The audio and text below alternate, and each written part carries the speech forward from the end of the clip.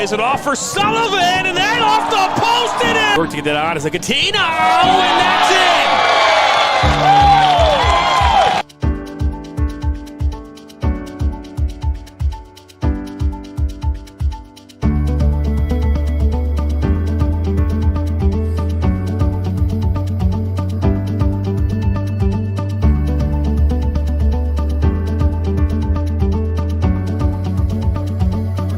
A one-time shot, and it's 2-2. Lays it off for Sullivan, and then off the post it is!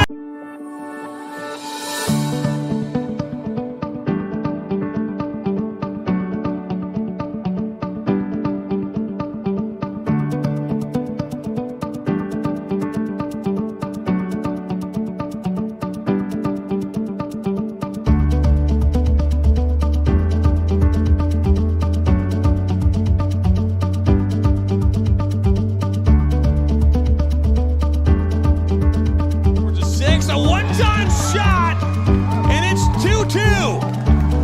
Lays it off for Sullivan, and then off the post it is! Work to get that on as a Catino, and that's it!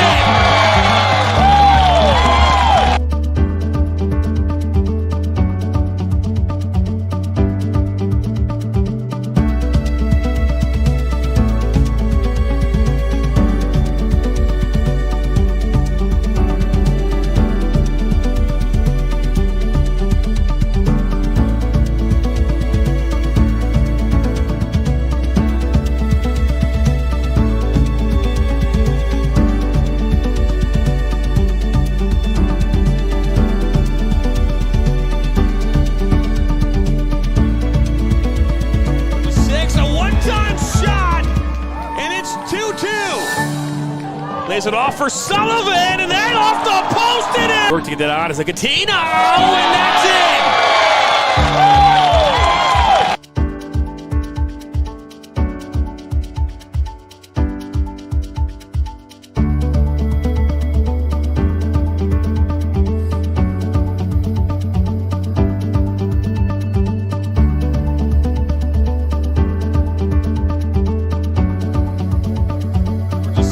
One-time shot, and it's 2-2. Lays it off for Sullivan, and then off the post it is!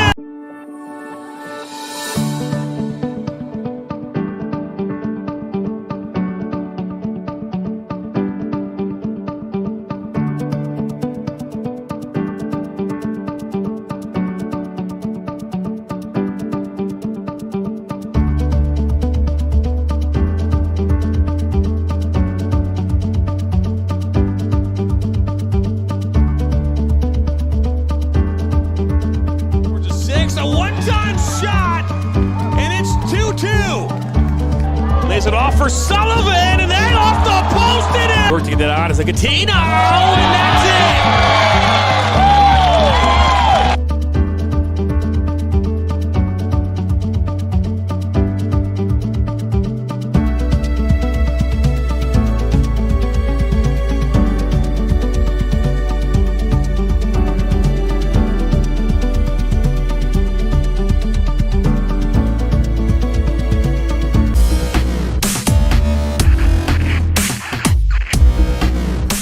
Are you looking to play at the next level? MSN is now offering player recruitment videos. We are excited to partner with you and your family in getting you to the next level. To learn more about our packages and what we offer, head over to the MichiganSoccerNetwork.com. Remember, your journey starts with a click.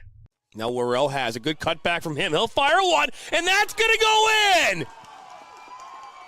Michigan Soccer Network, man! DCFC! Woo! Detroit City Football Club. The sights, the sounds of historic Keyworth Stadium. There's nothing quite like it. Each week, Jonathan Turner and Neil Rule will break down the most recent Detroit City FC USL Championship match, taking a look at the Eastern Conference standings, looking ahead to their upcoming match, and much more. Watch the Detroit City FC recap show each week on the Michigan Soccer Network.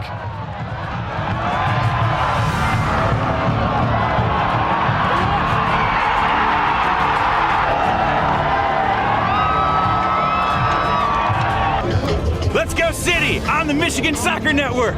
You are watching the Michigan Soccer Network.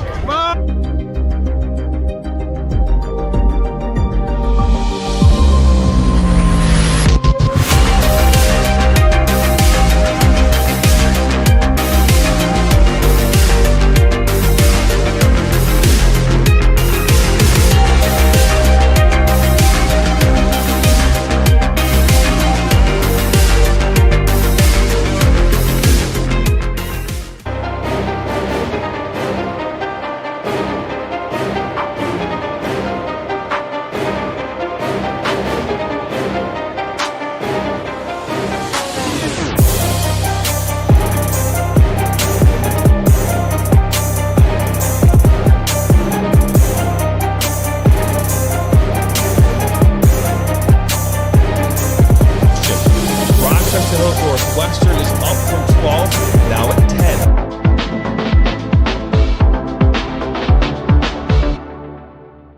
Voice of Michigan Student Athletes, the Student Advisory Council's role is to convey the message of how high school sports are supposed to be played.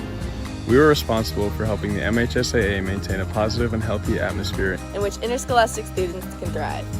We believe athletes should be competitive, sportsmanlike, and excel academically. We believe students in the stand should have fun, but not take the focus away from the game. We believe coaches should act as teachers, helping student athletes develop while still keeping high school sports in perspective. We believe that parents should always be positive role models and be supportive of their child's decisions. We believe officials commit their own time to high school sports. And respect should always be shown and given to them.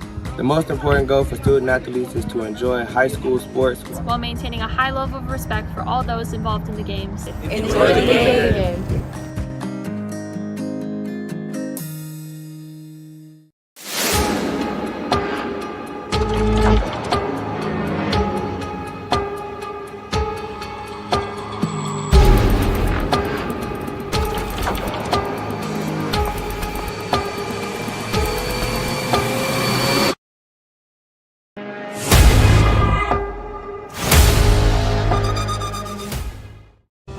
Are you looking to take your game to the next level? Did you know that MSN is now offering player recruitment videos? Our packages include a player profile where you show your preferred positions, the club, the league, or school that you play in, your current coach contact information, and more. The highlight videos could be self-submitted, 15 to 30 clips that will be put into a 3 to 7 minute long video. Video review of your Huddle, VO, or other platforms that you might have video on, as well as for an additional charge, MSN can come out and film games for you to create those clips. Our coach evaluation process, which is also an additional charge, where we have college coaches from various levels across the United States that will review your game film and provide feedback on how to improve that film, as well as also evaluating your play and what you can improve on.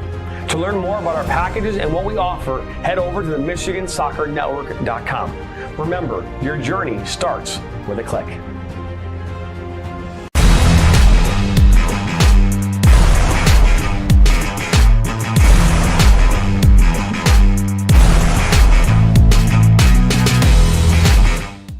Our mission is to help players take their game to the next level and reach their potential. Not only do we help develop fundamental technical skills such as ball control in tight spaces with different surfaces, dribbling at speed and changing direction, using a variety of 1v1 skills to create space, receiving on a half turn, hook turn, and out of the air, finishing off the dribbling, one-touch, volleys, and headers. We help players get comfortable performing these skills at game speed, with pressure, and with both their dominant and non-dominant foot. In addition, we help players with their speed of play, awareness of space, defenders and teammates, and also dominate with their off-the-ball movement. We offer a variety of services such as one-on-ones, small groups, large groups, as well as team sessions. We have an experienced coaching staff that is professional, friendly, patient, while still holding players to high standards and holding them accountable. No matter what level you're at as a player, I'm confident we can help you get better. Over the past 3 years, we've built one of the best soccer-specific training facilities in the country and developed one of the most detail-oriented programs to help out players. Visit our website.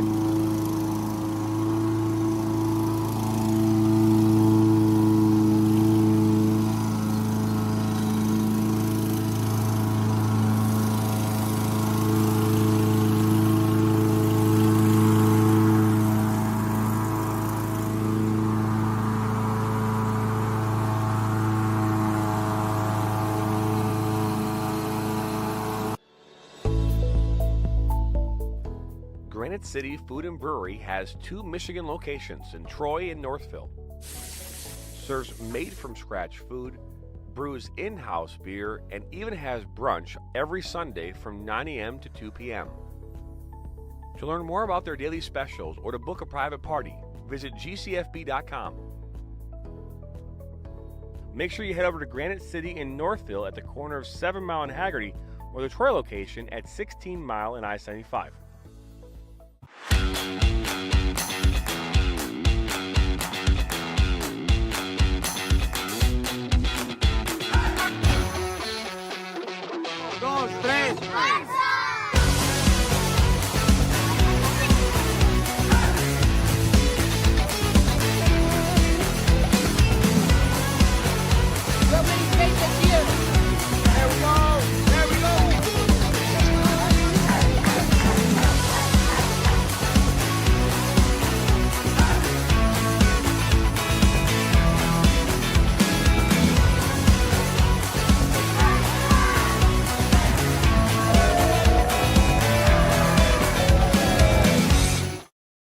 I'm a husband. I'm a father. I'm a sister. I'm a son. I'm a brother. I'm a daughter. I'm a sister. I'm a referee. I'm a referee. I am a referee. I'm a referee.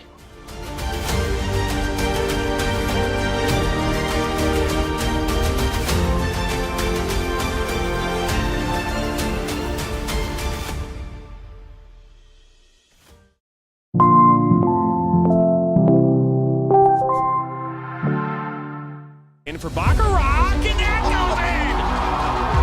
Hugo Baccarat gives Flint City a 3-2. Buckley, the ball falls to Buckley. 1-on-1 with Etheridge. What a save! Welcome into the first ever MSN All-State Media Day for girls soccer. Jonathan Turner alongside Dan Stickrat. Ball comes in, a good hit! 1-0! Shot, another save from Etheridge! Rebound, and it goes in the back of the net. The Bulldogs up 1-0! Burzma, but then for Vlasma! 3-0!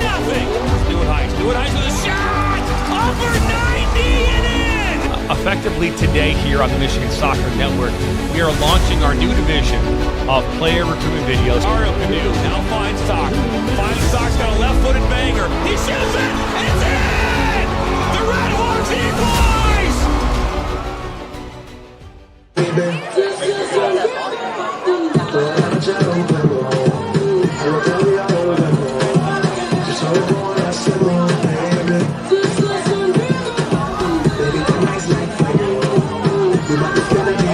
Hello, everybody, and welcome back into Atwood Stadium here in Flint, Michigan. It is the USL League II Great Lakes Division matchup as the Kalamazoo FC are coming into town to take on the Flint City Bucks. My name's Jonathan Turner alongside Dan Stickrat. It is a beautiful Saturday night here in Flint. I could not say the same thing about last night. It was rainy. It was not nice. But hey, fireworks did take place last night after the Flint City AFC matchup. But hey, the Flint City Bucks are still undefeated at 7-0-2 in this Great Lakes division. On the flip side of that, Kalamazoo, Dan, they are sitting right now second in the conference. I know that if you look at the website USL League 2, they might look a little lower than that, but they have 24 points. They are ahead in points right now over the Flint City Bucks. But let's take a look here real quick at the weather. Weather is beautiful outside. It's 84 degrees. Ooh, what a great day it is there, Dan. Not as humid as it was a week or two ago. I think it's a little humid out there right now, but you're right. It is not as hot. It was hot. It was like 90s last week, and hey, it's a beautiful, beautiful night. Let's take a look here at the away side and Kalamazoo FC. Look at their profile. Their head coach is Shane Lyons. They currently sit second. They're 7-2-3, Dan. They played 12 games. They've scored 30 goals. They've allowed 10, so they're plus 20 in goal differential. These two teams saw each other back on June 1st. They tied 3-3. So these teams know each other. They've seen each other at the same time. That was maybe during a part of the season where the Bucks were having a hard time scoring some goals. They scored 3 in this game, but they were struggling there in the early going. But we'll take a look now here at Flint City in the home side and where they're at. They're coached by Paul Doro. And they beat Oakland County last week 4-1, and that was a pretty decisive game. That was rainy. A rainy night, too. Yeah, two separate storms rolled through in the first half of that matchup. That's right. Take a look there. 7-0-2. They're 21 goals for and 8 against, as we'll bring you now into our press box here at Shelby Township, Michigan. Jonathan Turner alongside Mr. Dan Stickrat. We again, Dan, we've talked about this throughout much of the season. The Flint City Bucks are the gold standard in the USL League 2. We talk about that because every single year they seem to be atop the table and making their way into a playoff run. And they've been to the semifinals 2 years in a row. They've won 4 national titles. And they've got some work to still do here to get to the top of the table and make their way into the playoffs. You talk to Coach Paul DeOro and some of his predecessors. You talk to Dan Duggan, the owner, Gary Parsons, director of scouting, anyone involved with the administration with Michigan Bucks, they'll tell you the expectations at the very least are to make the North American postseason. That is a goal every year. There's only been 2 times in the last 15 seasons they did not advance out of the Great Lakes Division. And you go back when they started back in the mid-1990s, they have been the gold standard. They have been one of the most consistently good programs in North America year in and year out. That they have. Hey, we have a lot more coverage coming your way here in our pregame show, so we're going to step aside here for a quick moment. When we come back here, we're gonna talk more about the league standings. We'll get you startings, 11s, and a whole lot more, so don't go anywhere. You're about to watch the Flint City Bucks and Kalamazoo FC right here on the Michigan Soccer Network. Now Worrell has a good cutback from him. He'll fire one, and that's going to go in!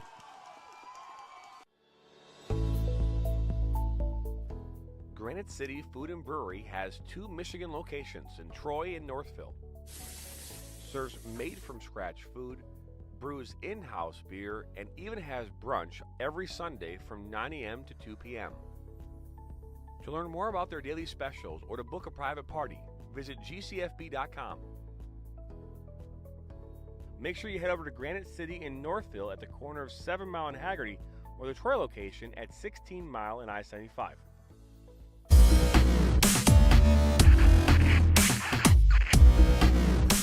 Are you looking to play at the next level? MSN is now offering player recruitment videos. We are excited to partner with you and your family in getting you to the next level. To learn more about our packages and what we offer, head over to the MichiganSoccerNetwork.com. Remember, your journey starts with a click. What rhymes with great? Participate. Where does greatness start? Here, in the classroom. On the diamond. In the pool. On the field. Where will your greatness take you? To better grades. To more friends. Yeah! Be great. Participate!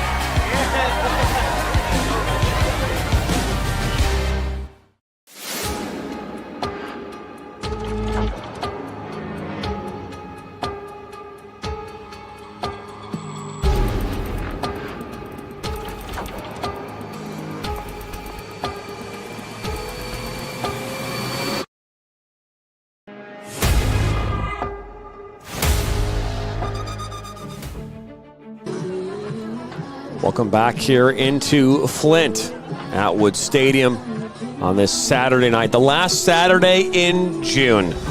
That's right, the last Saturday in June. It's upon us here, Dan, as we are ever so closer to July. And Dan, I would be remiss if I didn't say this is match number 42 for us this month.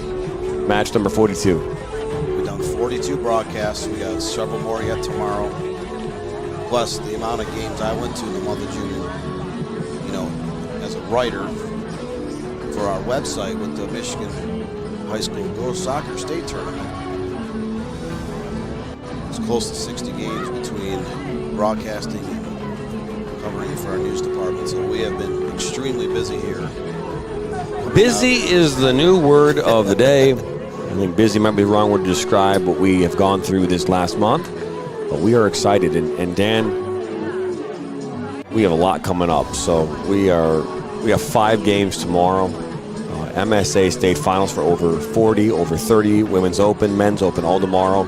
kicking off at 11 a.m., 1 p.m., 3 p.m., 5 p.m. Then at 9 p.m., we are covering the UPSL Midwest East Championship game between Drita and Detroit United, a game we have covered. I think in our 3 years, we've covered that game at least 5 times. So we are excited about that tomorrow, and we're excited about this matchup here that's going to take place in just about 10 minutes. Hey, the reason for a 7:30 delay here, it's our 7:30 kickoff tonight, is because there will be fireworks at the end of this game. That's right, fireworks from Atwood Stadium.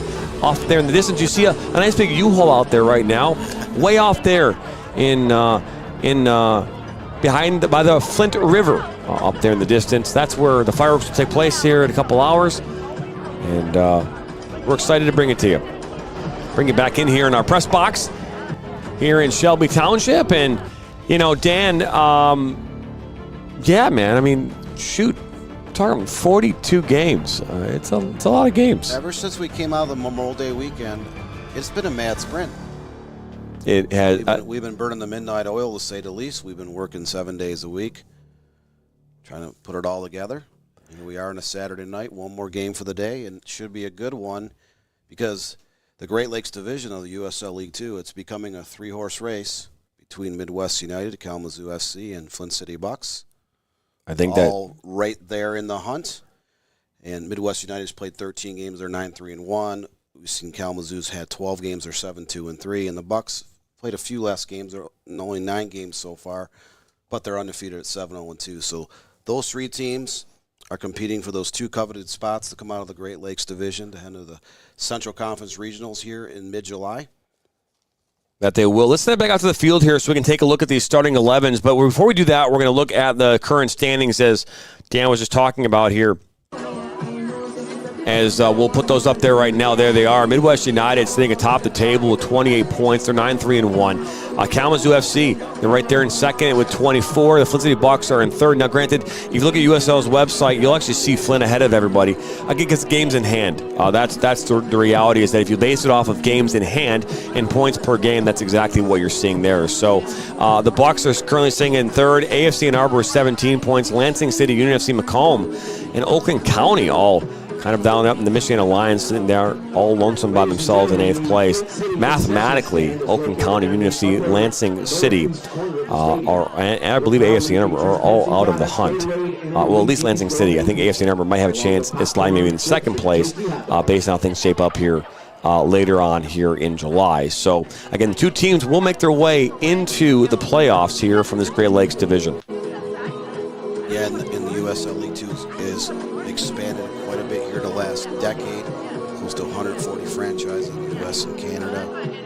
So each division is getting larger. The conference overall is getting much bigger, and it's much more difficult to reach the postseason. So what other 2 teams come out of this group to be able to advance into the final 32 would be a great accomplishment.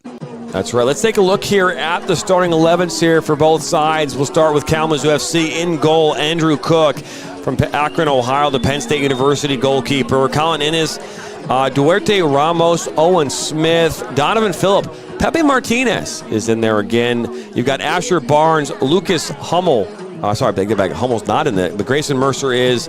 You've got Emil Neuenheif, Henrique Freitas Veracruz, in there as well, and you've got number 32, Matthew Boivin from Cannes, France, Eastern New Mexico University product. So there's your starting 11 for Kalamazoo FC. And then let's look at the Flint City Bucks side. And in goal again is Jakub Griziak, who's had a fantastic season here for the Bucks. You've got Jonas Boista, Devin O'Hay, who's a newcomer here to the roster in the starting 11 at least. He's a North Vancouver, British Columbia native, Simon Fraser University product. Woody Podenka, Malik Henry. You've got Dyson Clapier, is not in there, I apologize. You've got Palmer Alt is in there. Darryl Reardon, along with Schneider Mimi is in there. And you've got Abdul Al-Rashid and Landon Fisher all in the 11 here tonight for Flint City Bucks. Several players having great seasons on both sides. Again, after league play is completed here in a couple of weeks, USL League 2 does pick all division teams, and those teams will eventually feed into the all North American squads at the end of the 2024 campaign. both these teams are in the hunt. Both have a lot of very talented players, and we'll see how this shapes up. Again, last time they tied at the beginning of June, 3-3. We'll see if there's a winner this side or if there's another tie between these two Great Lakes Division rivals. That's right. Don't go anywhere. First half, getting away here in just about 5 minutes. We've got the walkout, national anthem, the Big B Ball Boy, coin toss, and so much more. Don't go anywhere. Flint City Bucks, Kalamazoo FC, coming up next on the Michigan Soccer Network.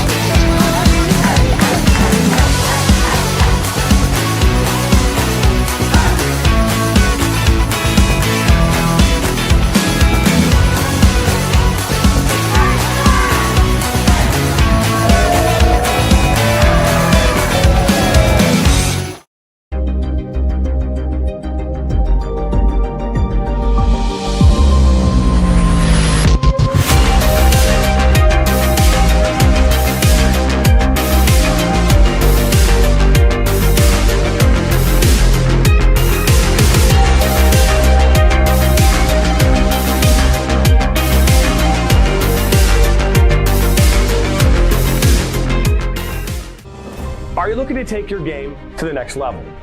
Did you know that MSN is now offering player recruitment videos? Our packages include a player profile where you show your preferred positions, the club, the league, or school that you play in, your current coach contact information, and more. The highlight videos could be self-submitted, 15 to 30 clips that will be put into a 3 to 7 minute long video. Video review of your Huddle, VO, or other platforms that you might have video on, as well as for an additional charge, MSN can come out and film games for you to create those clips. Our coach evaluation process, which is also an additional charge, where we have college coaches from various levels across the United States that will review your game film and provide feedback on how to improve that film, as well as also evaluating your play and what you can improve on. To learn more about our packages and what we offer, head over to the MichiganSoccerNetwork.com. Remember, your journey starts with a click.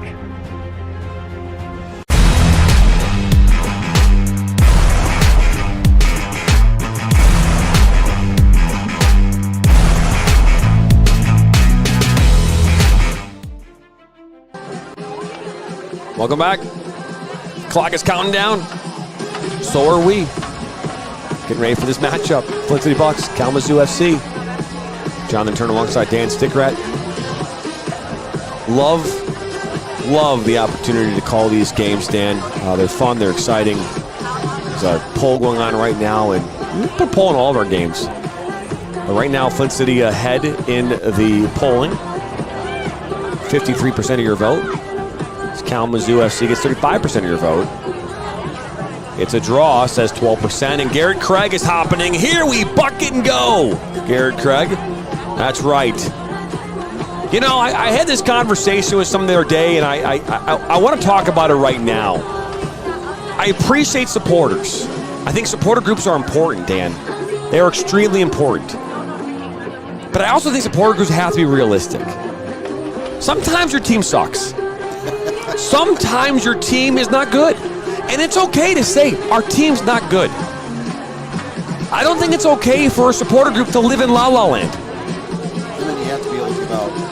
You gotta be able to dish it, and you gotta be able to take it. And I feel like the River Rats are able to do that. They called out Flint City AFC last week a couple times. You know what? They weren't playing well. Hey, they did not have a good season this season. They called them out for it. I think it's important. If you want to be a credible supporters group, you have to be willing to say what you need to say when you need to say it. You have to be able to take the good with the bad.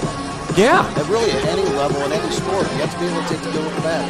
If you are a fan support, if you are a diehard fan for whatever team, whatever sport you follow, you should be able to voice your opinion, whether that's positive or something negative. I mean, it's let's be realistic. I couldn't agree with you more. We grew up in Detroit. How many years of frustrations being an NFL fan did we suffer as fans of the Detroit Lions? Too many. Finally, too many, Dan. Too many. The last couple of years, but yeah, we voiced our opinion for a long, long time. No question. So we're waiting. Looks as we're waiting for Flint to come out of the press box. But I want to bring that up because again, I think there are some supporter groups in the USL League too, for example. They just, I don't know, they think that every time they go on the pitch, they're going to win a game, and that might not be the best way to look at it. But win, lose, or draw, stick with your team no matter what. Dan's mic is not on. No, it's on. It's just not loud enough. Maybe that's what it is. I'll just turn up a little bit there, Dan. Turn up. It's crazy how Dan's voice just comes in soft. It just, it's weird. But it only seems to be his voice. Nobody else's voice has this problem. It's almost like if he's looking in a mirror, he might not see himself because he's maybe like a vampire. He's like half dead.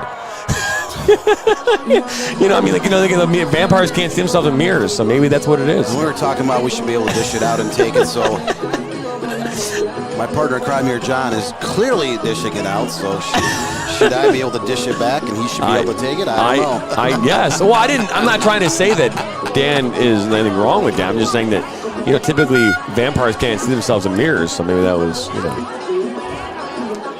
Entering the Twilight Zone, I guess, right? I know.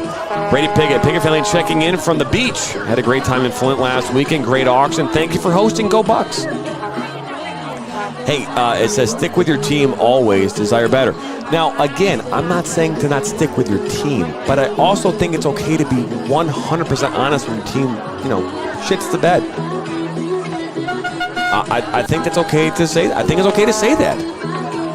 I mean, there's teams at all levels that have bad seasons.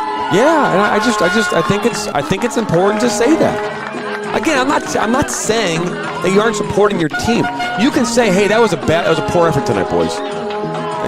Better effort next time, ladies. You can say those things. I just don't think you can go into a game where you haven't won a game all season long and go, we're gonna beat them up. Yeah, I'm just saying. I think there's some teams out there that their supporters will actually say that. They'll say, like, we're gonna go kick the crap out of that team, and I'm being the reverse, man. I don't know. I just my thought, my point. I digress. We're trying to buy some time here because the Bucks came out of the locker room a little later, so we apologize for the ramble, or at least I do apologize to you. John, you are currently on your soapbox as we get ready to start this game in a few minutes. I've been on it all week, to be fair, but either way, hey, get your votes in. 21 votes here so far. The Pickett family, again, they were here last week. We appreciate. I'm assuming they're on the beach in Myrtle Beach because that's where they've been talking about quite a bit here. So, as we're about to pass this off here to the public address announcer Tony here at Atwood Stadium.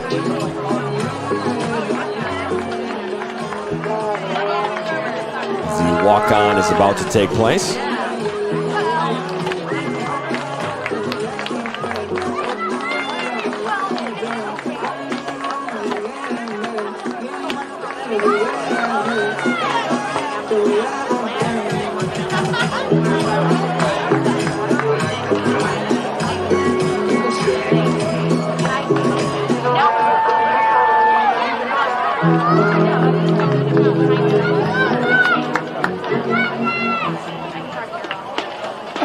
Hello and welcome to Atwood Stadium at Kettering University for tonight's USL League 2 matchup featuring the visiting Kalamazoo FC and your Flint City Bucks.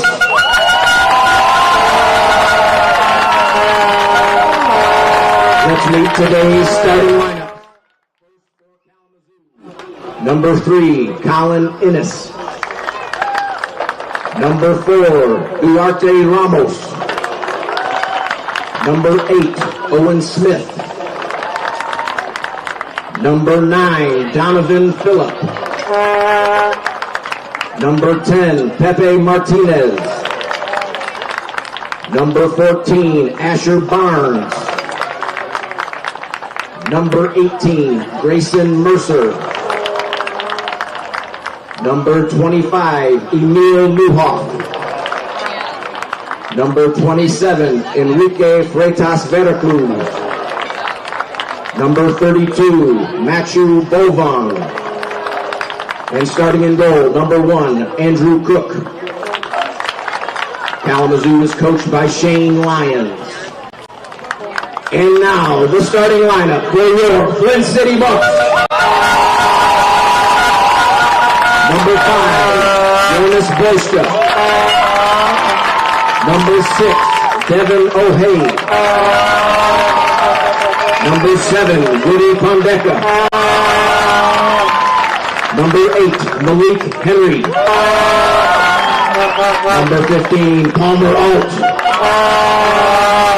Number 18, Schneider Mimi. Number 19, Brock Pickett. Number 21, Abdul El Rashid.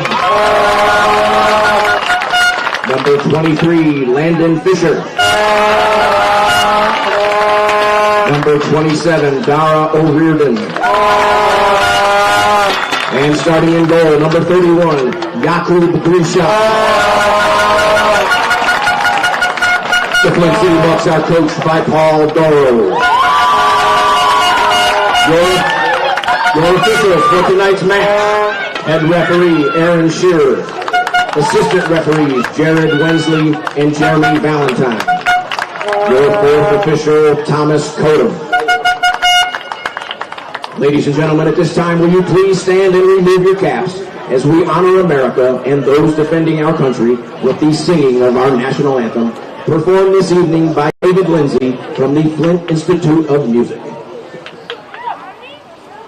Oh, say, can you see by the dawn's early light what so proudly we hailed at the twilight's last gleaming, whose broad stripes and bright stars through the perilous flight o'er the ramparts we watched were so gallantly streaming, and the rocket's red glare, the bombs bursting in air,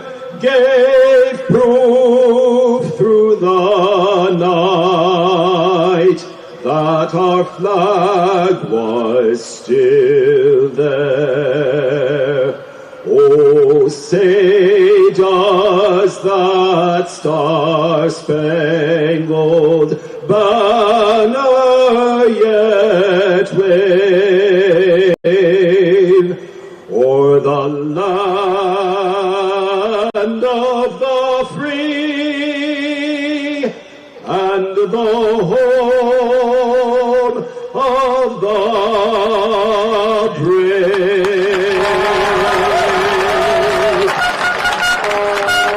There's David Lindsay of the Flint Institute of Music doing a fantastic job here in place of Latina Martin tonight. As we'll take a look here at your match officials for this evening's game.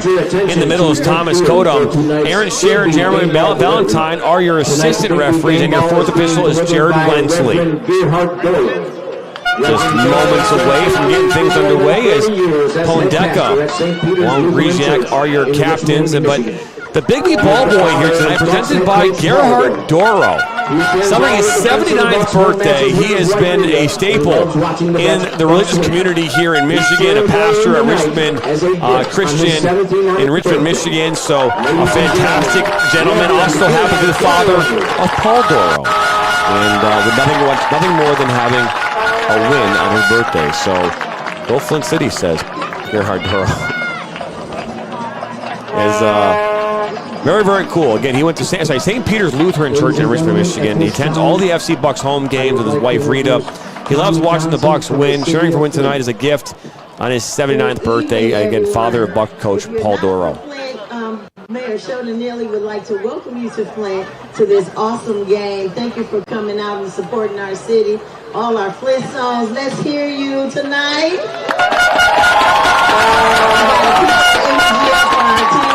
They need to hear you. We need to bring home another win.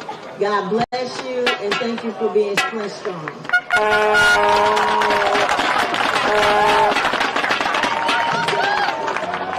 All right, as we are moments away here from getting this thing rolling from Flint, Michigan. Atwood Stadium, the place to be here tonight. What are the formations for both teams? That's a great question. I will tell you right now, we did not, it was in a gram. Our lineups are normally given to us pretty quickly, but not tonight. We got those a little bit late. Looks as though Kalamazoo will be doing a 4-3-3 today. And Flint City Bucks typically always plays in a 4-3-3, so there's your formations. So there you go, Henry Jones. A beautiful night here at Atwood Stadium in Flint, Michigan. If you would have woken up around 6 a.m. this morning, you wouldn't have thought so. There was severe thunderstorms that rolled through greater parts of Michigan. Now it's partly cloudy out.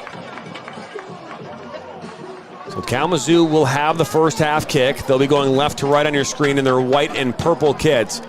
Flint City Bucks in their red kits will be going right to left. And the Flint City Bucks coming in here, they're 7-0-2. Undefeated here so far in this season, sitting third right now in the USL League 2 Great Lakes Division with 23 points. Right above them, 1 point ahead, is Kalamazoo FC.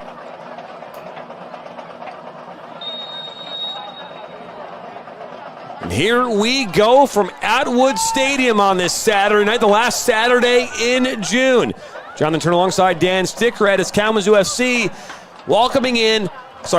Flint City welcoming in Kalamazoo FC here at Atwood Stadium as this ball is cleared away by Boysta. Makes its way up that far side.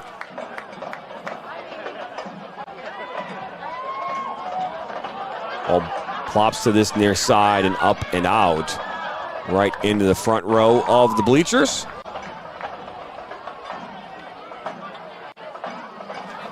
Ball will be thrown in by Asher Barnes, a Toronto, Ontario native. Goes to Niagara University. Owen Smith. Back to Pondeka, and now back to Boysta and then Griziak. In Australia, it's 9:44 a.m. Settled down now by the end line down there is Pepe Martinez. Martinez and Fisher unable to keep that one on. It looks like maybe that's going to go out for a corner, and it does. So a corner kick coming up here, the first one of the match in favor of Kalamazoo FC. Pepe Martinez earning that corner. He's been a very consistent player so far this season for Kalamazoo FC. So here comes the corner. Goes towards that back post. It's loose inside the 18 and finally cleared away, but not out of danger. Put right back in by Colin Innes. Pushed out wide by O'Hay. Up that far side comes Henry. He's got an explosive speed. We saw him score 2 goals last week against Oakland County. Henry down by the end line, runs out of real estate. That's one of the strengths for Flint City. They have great speed in the inside, on the outside in terms of attacking midfielders and up top and forwards. Malik Henry has to be one of the fastest players in the entire USL League 2. Just blistering track and field speed on that right side. Dangerous every time the ball is in his side of the field. Tosha, my guy, it's 8:45 in Japan today, so 9:44 in Australia, 8:45 in the morning in Japan.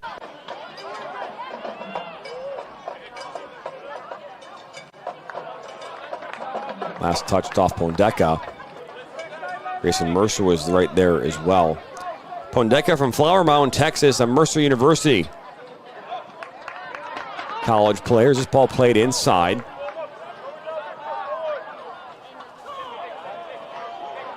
Played back as that was O'Riordan. Now we have two rosters. One says 27, another one says 17, but looks as though O'Riordan is actually wearing 17 tonight, so. It's 7:46 in North Carolina. That is true. 7:46 p.m. Well, there you go.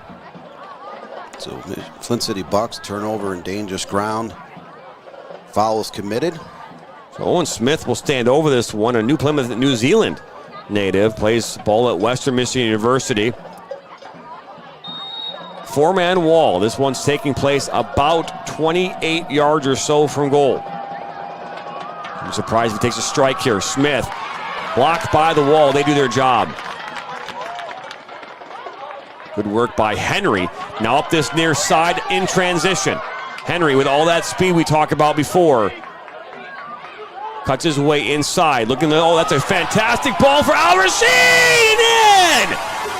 Al Rashid in the 5th minute opens the scoring for Flint City.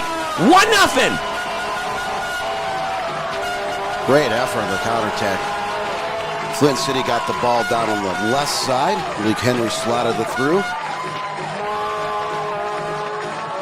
And Abdul Al Rashid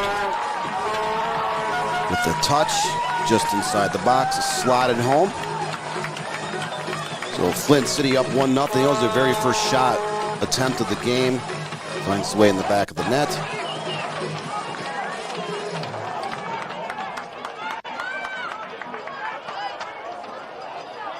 So a 5th minute goal scored by Al Rashid, assisted by Malik Henry. He's done a tear with points lately. He had 2 assists. He had assists last week as well as 2 goals.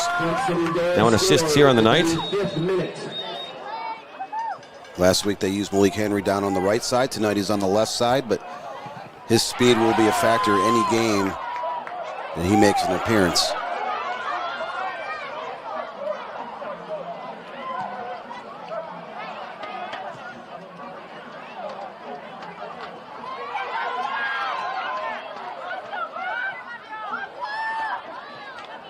Ball up that far side is a good ball through that seam.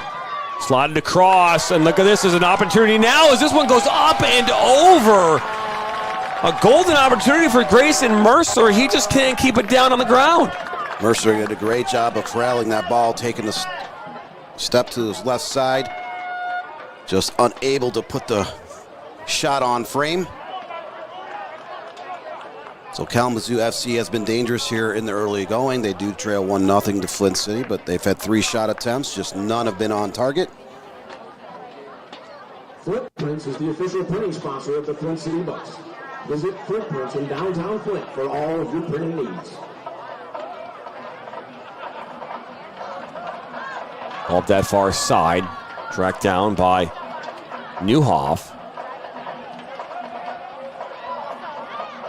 Al Rashid over his back. Put us on number 22. I could be wrong though, but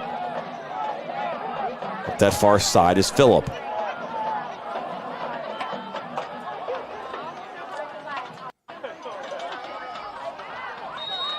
Well, the flag will go up for offside.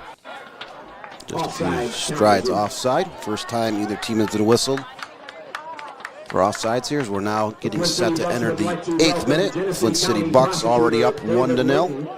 And the Honorable Judge Duncan M. Just their only shot so far of the evening. Oakland County FC is up 1-0 right now over Michiana Lions in the 29th minute. Scored on a penalty shot. Keep an eye on that score line here.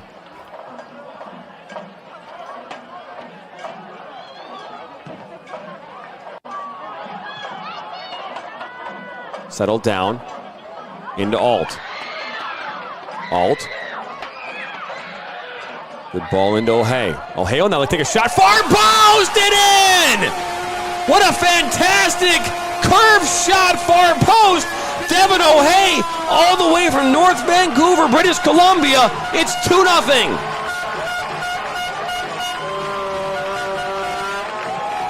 Great effort by Devin Hay getting the pass from Palmer Alt. Cutting it back. Right-footed bender. Just underneath the crossbar. So 2 shots on the evening, 2 goals for Flint City as they are beginning to take command of this contest early on.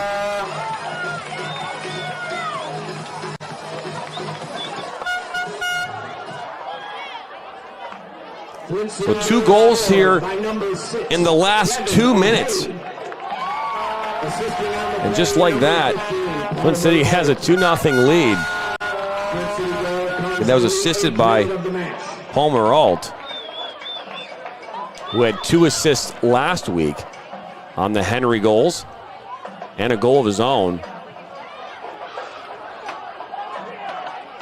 Yeah, Palmer Alt has been a model consistency all season long for Flint City Bucks. One of the few players that returned from last year's North American semifinalist squad. Well, Smith is taken down. Another foul. This one even closer than the last one.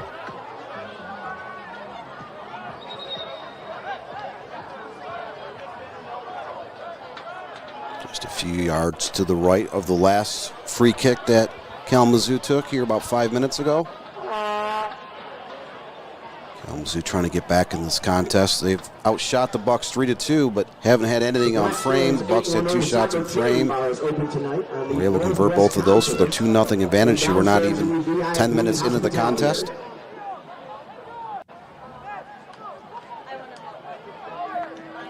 Owen Smith will stand over this once again.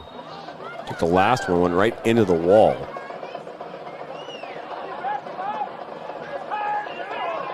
Also got Colin Innes standing there as well.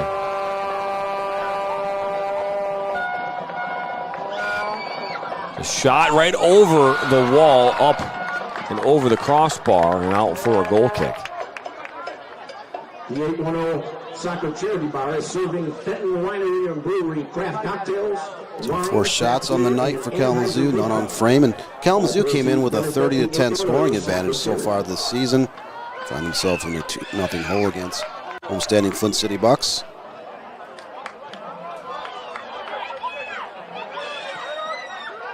Flint City, one of the very few undefeated teams out of 140 franchises across North America. Getting ready to enter the final 2 weeks of the regular season.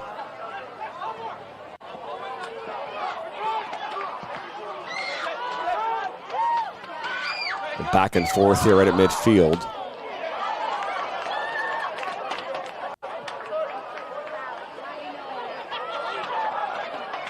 Up that far side, Henry looking to get into it. Now out comes Andrew Cook.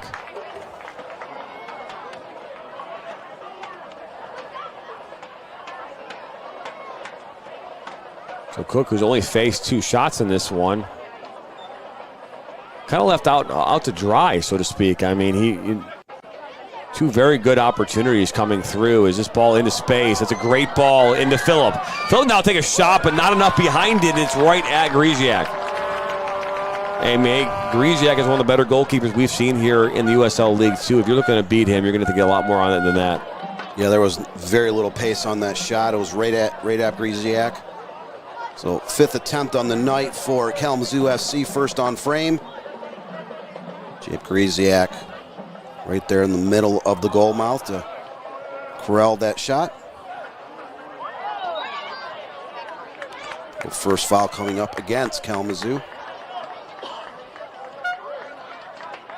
Just beyond midfield. So 13 minutes into this game, it's already 2-0 here in favor of Flint City. Quick work here by Flint. Settled down. Unable to collect that was Alt. Kalamazoo just couldn't capitalize on that turnover. So 2-0 early, and that just shows you how strange soccer can be sometimes. I mean, we saw a Flint City game back in mid-May. They outshot Union SC Macomb like 28-2, had a 16-1 corner kick advantage.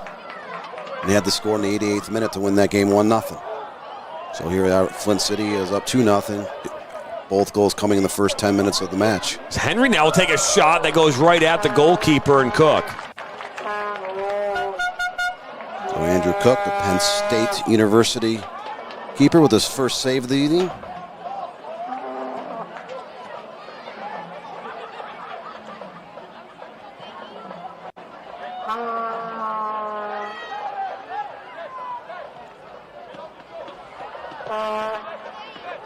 All played up. I'd be headed back. Dude, to Griziak, that was close.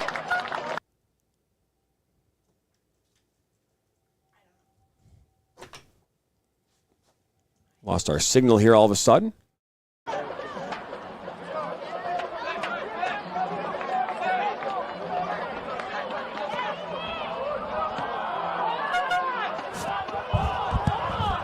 Up this near side, Al Rashid.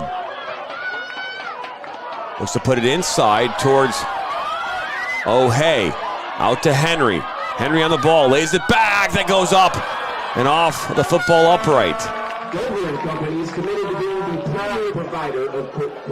Another great scoring opportunity for Flint City. They had numbers on that attack. Unable to put one on frame, but Flint City up 2-0. They've been very dangerous here in the first 15 minutes.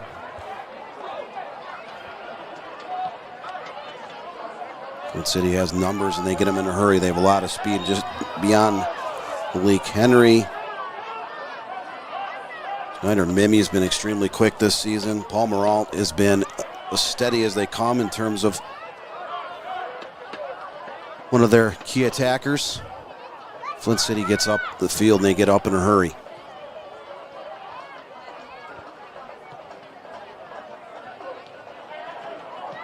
Cook to this near side, finding Ramos. It's Ennis.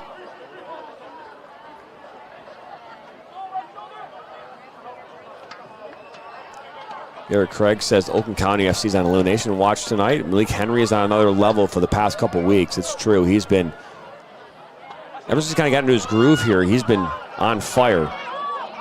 Good work by Alt.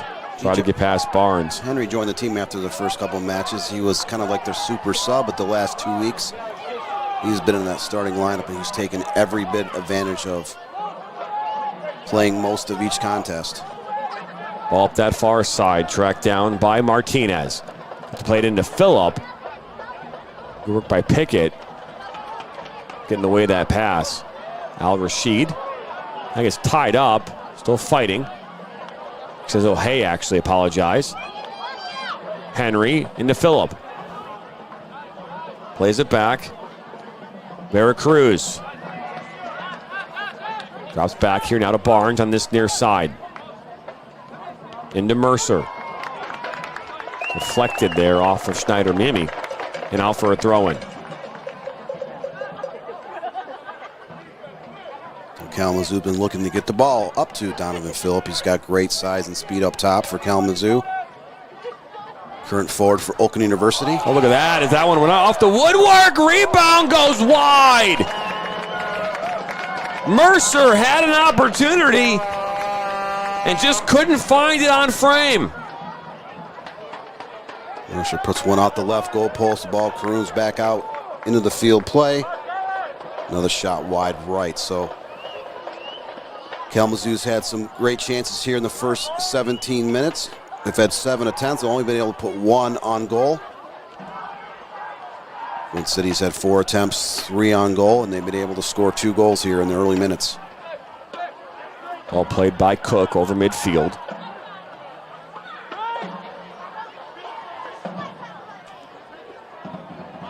Mercer up this near side, tied up by Mimi. Stuck on the ball there for a second was Mercer, but one back. Now Al Rashid. He'll take this ball up over midfield.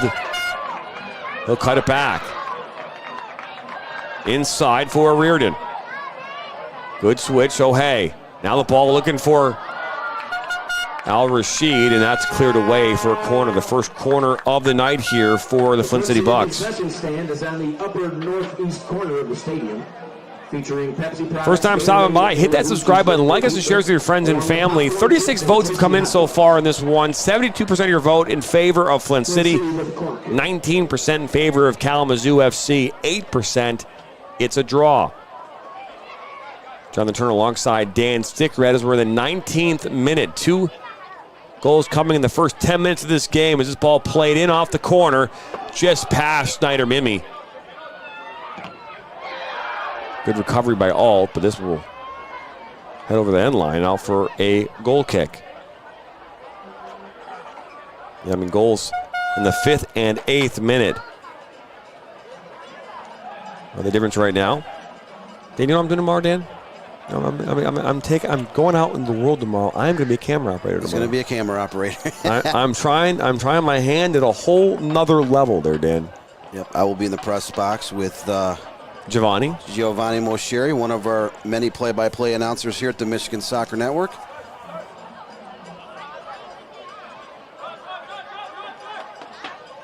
So I'll be here tomorrow for 4 out of 5 games. Make my way back here. As this ball played over the top, looking for Mercer, who heads it in towards Barnes. And Deco with a nice little bicycle. And Capitano, it's not, as Alt could not keep it on the pitch.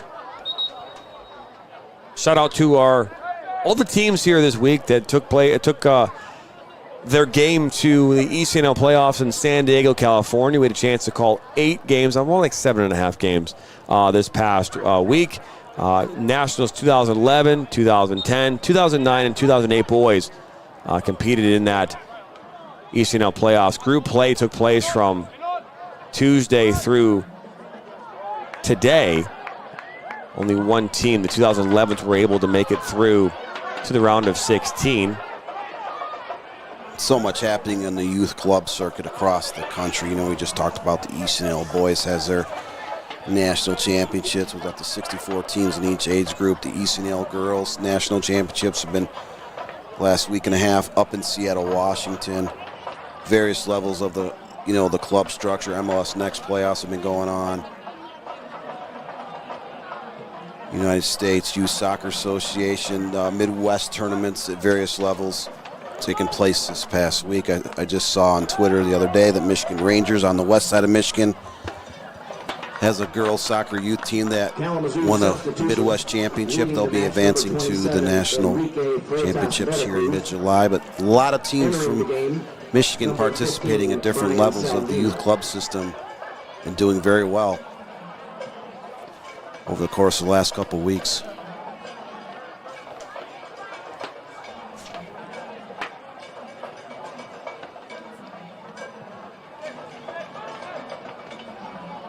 All played up. We did see a substitution coming in here. Brian Salvino stepping on here for Enrique Freitas Veracruz. So an early substitution in this one.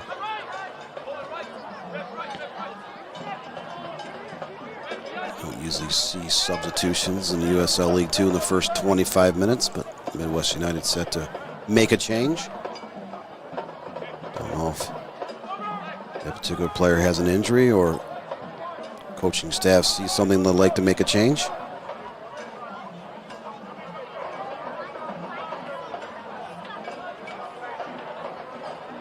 Up that far side is Henry. We'll cut it back. That's Fisher.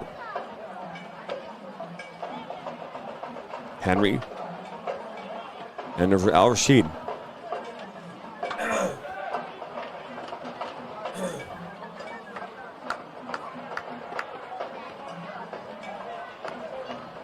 Al Fisher.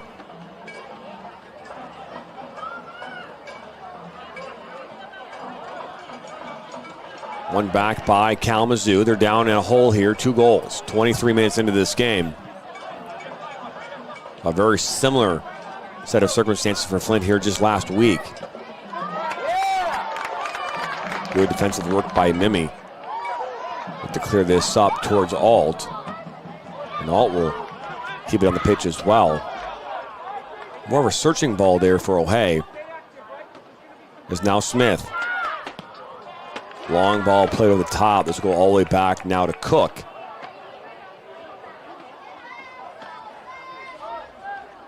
Yes, last weekend, John and I were both at the Flint City Bucks game against one of their rivals, Oakland County FC.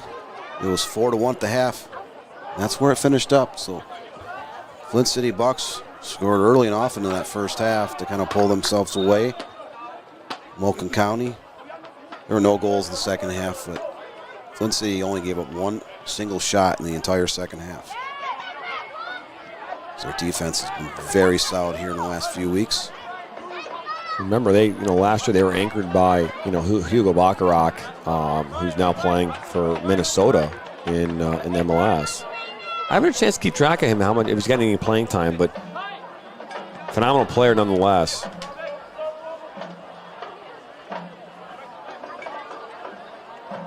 Bacharach had a very good career at Indiana University in the Big Ten Conference. He spent a couple seasons with Flint City Bucks, now on the roster at Minnesota. And he was a dominating backfield player for Flint City. So yeah, he actually had surgery on his meniscus on a tear. So he's not playing right now. I think it's going to take 6 to 8 weeks.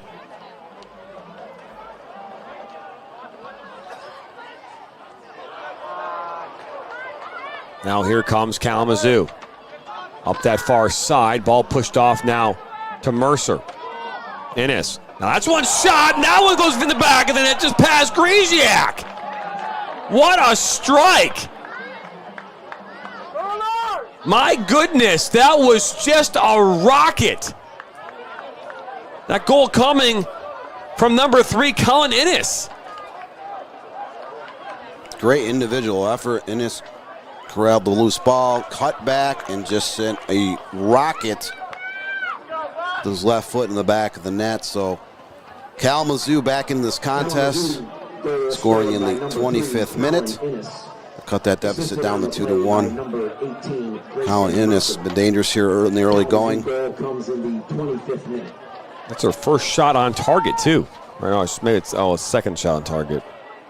They had another shot hit out the post, too. So. They had that slow lower rate at Grisiak early in the match, but most of their chances have been over or wide of the goal. Not that time. And Innes with a brilliant strike outside the box to cut into that deficit. Kalamazoo back into this contest.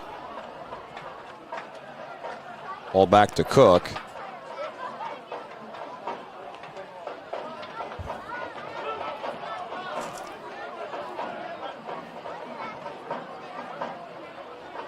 I believe that was assisted by Mercer.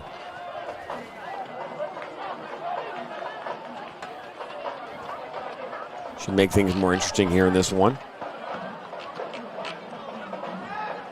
Well, the two teams played to a 3-3 stalemate back on June 1st, so both teams. Look at this now. Now Rashid will look to slot this up. Now a rear to a shoe. One goes just past that near post. Reardon had a great opportunity. Looked like he held on to the ball just a bit too long. The Kalamazoo defender closed in on real estate, and he pushed that shot just left of the goal post. Another great chance for Flint City. Just unable to capitalize on that opportunity. Ooh, that is a tackler right there, and wouldn't be surprised if we see Pondeka get a yellow card, and he does. Yellow card coming in the 27th minute. So Woody Pondeka sent the caution here.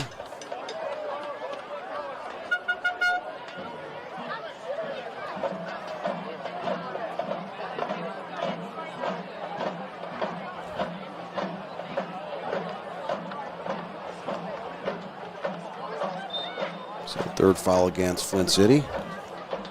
Ball played into the box. Headed away, now Rashid will clear it up.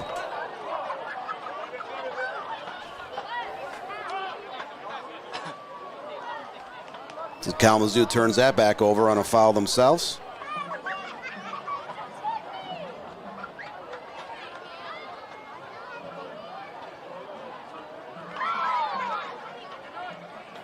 So Pickett will put this one back in play. Garrett Craig says Hugo hasn't really settled in Minnesota yet. He's had visa problems for a long time. And Brandon McManus says Colin Innes gets the F in, son. Appreciate the going the PG-13 PG route. We appreciate that. That's nice. This ball up over the top, looking for Alt. Alt will try and track it down. He does, but tied up. And we'll keep playing.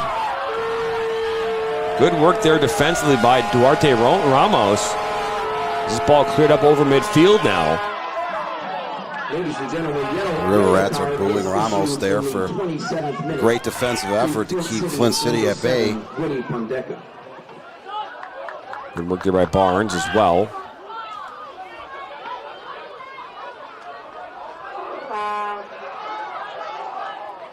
Supposed to cool down here tomorrow, Dan. I think the high tomorrow is in the 60s. I guess that's just another chapter of the Book of Pure Michigan. That's a good ball going in. Cook goes up, looking for O'Hay.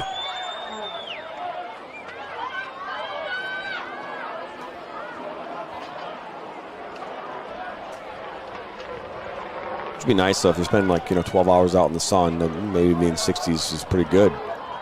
Normally I complain about how comfortable it is in here, Dan. Well, this is a time of year where, at least in the state of Michigan, it's vacation time. A lot of the auto-related businesses are on shutdown the first couple weeks of July. A lot of people on Thursday and Friday were already heading up to northern Michigan, to cottages and lakes. And look at this ball going to the back post. Looking for Mercer was Barnes, but that one will make its way out. Kettering University provides 4th of July is coming up in the middle of next week. Is that? I'm trying to think. Wednesday or Thursday? I think it's Thursday. Thursday, so just a few days away. I'm just looking forward to doing nothing. Yes, I think you actually did a broadcast with a new franchise that came about last summer, correct? Yeah, we spent all day in a nice, very warm press box. This is they're taking a water break here. So nice. So the humidity and whatnot has caused the referees here to make sure that there's a water break. I think the coach is one of the coaches seemed a little confused why there might be a water break, but either way, it's Griziak. He'll just stay out there. He's like, yeah, it's good. I'm good. I got my water bottle in the net. I'm good. Well, hey, we'll take that. We're not going anywhere, but while you're tuning in here, hey, who wins tonight? We had 39 votes here so far. 72% of you say Flint City's going to win this game. 21% of you say Kalamazoo. Not 8% say it's going to be a draw. So get your votes in.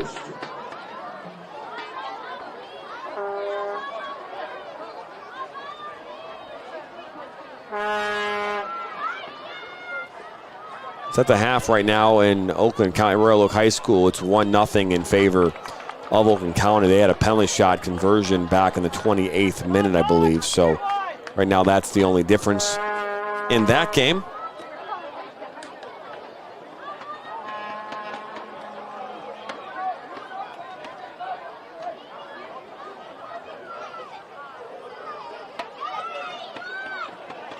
Players make their way back out onto the pitch. Coming here at halftime, we'll send a commercial, come back, we'll talk a few minutes here, talk about the upcoming week and what we got in store here on the Michigan Soccer Network. I'll tell you right now, not a lot I got to be doing here in the next week or so.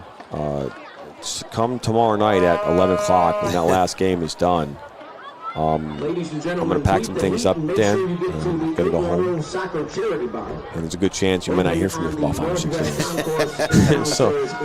Well, you haven't taken a day off in over a month. You've been burning the midnight oil, getting into the studio, heading out to various locations for games and for shows here. It's been a very busy spring, very busy summer so far. But don't worry, we'll be back. We'll just collect ourselves. We have a lot of great things coming your way. We'll talk about that here during the halftime break as well. So stay tuned for that. This ball played up by Griziak as we're back underway here in this 33rd minute. Ball pushed up this near side. That's Owen Smith. Looks to go through 2 defenders, and he is pulled down. Oh, the referee says keep playing. So this ball played in towards that back post, and Grzesiak makes a huge save. I'm not even sure what happened there, but at the end of it, a huge save is made by Jakub Grzesiak. Donovan Phillip got high above the traffic in the box, headed it downward, and the ball looked like it was going to go through the legs of Jake Grzesiak, who actually fell backward and got his bottom of his foot to stop and trap that ball about 2 yards in front of the goal line. So another great save on the season for Jake Grzesiak. He has been another player that's been a model consistent. He's had some highlight reel saves here in the last couple of months. Yet another one that should make one of our upcoming, highlight show appearances. Just another great save, Jake Grzesiak, Oral Roberts University goalkeeper.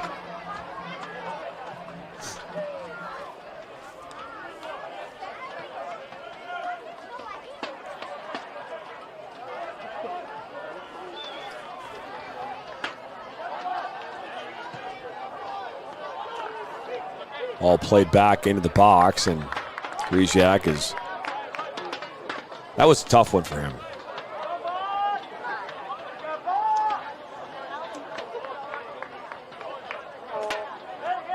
Ball back to Grzesiak. Played up and over midfield, up this near side, looking for Palmer Alt, and that last touch off Barnes.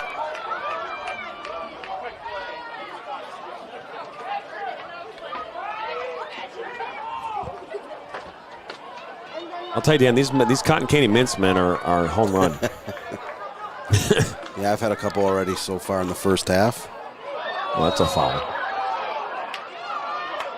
So third whistle on the night against Kalamazoo. Sets up Flint City Bucks with a set piece. I want to know by a show of hands, right? No, in the comment section, how many people here feel like Kalamazoo is way closer to Grand Rapids than it really is? Because when I'm driving west and I'm going down 94, I tend to feel like I'm getting pretty darn close to Kalamazoo. And when I get close to Kalamazoo, I feel like I'm getting even closer to Grand Rapids. It's only a 45-minute drive. I know, but 131. I know there's it's not generally a lot of traffic on 131 at various parts of the day. So Boysta will take this free kick. He puts that one low. That was a miss hit by him. So for Kalamazoo to get up to, Grand Rapids to face Midwest United or vice versa, it is not very far.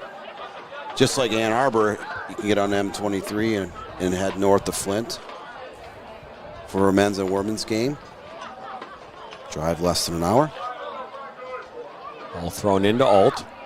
All poked away by Barnes. A little toe poke over midfield. Now played back to Grzesiak.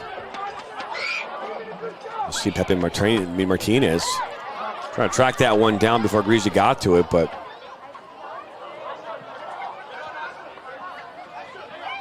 Barnes plays the ball up this near side, looking for Phillip. Good work by Pondeka.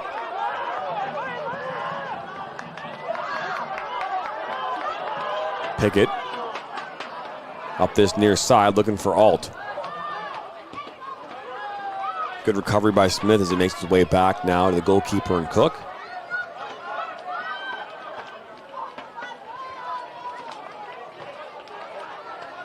Innes scored the goal back in the 27th minute for Kalamazoo. When these two teams saw each other here back on the 1st of June, it was a 3-3 draw is how that game came to an end. This ball makes its way out, though, for a corner. The second corner of the night here for Kalamazoo.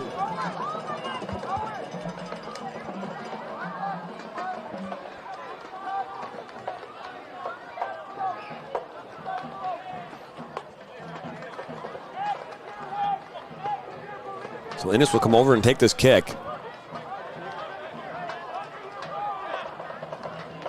Innes over by just off the camera, the River Rats fan base.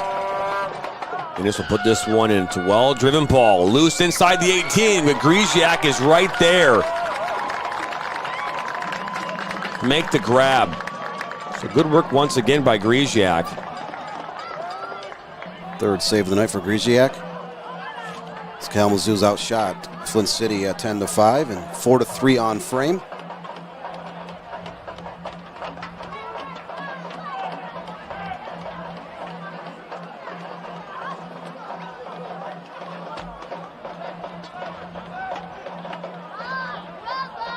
It was Pepe Martinez that was one that got his foot in on that play that Grisek was able to make a save on.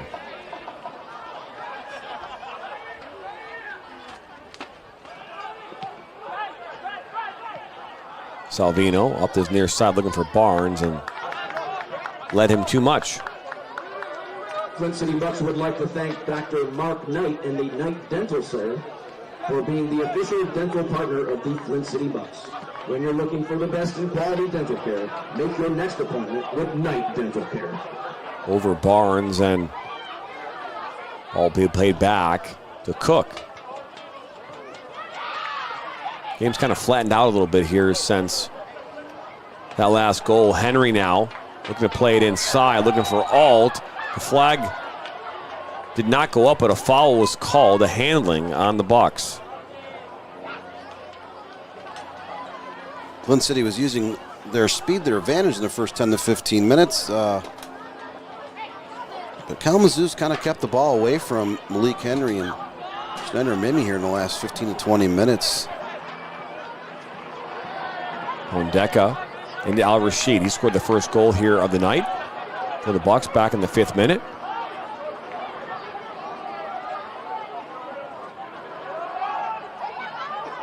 That might be a foul. It is. Foul number 6 against Flint City. Now Smith looks inside for Phillip. He'll get it back. Plays it into Phillip again. The ball misplay, but Phillip will try to take a shot. He'll look to get it back from Pondeka. Good recovery. He'll find Henry on that far side. Back to Pondeka. Here come the Flint City Bucks. Ball into the box towards O'Day. Oh, and a collision between Cook and O'Day. O'Hay is down. Cook was still up as well, but all there's anything doing there is O'Hay is still down on the ground.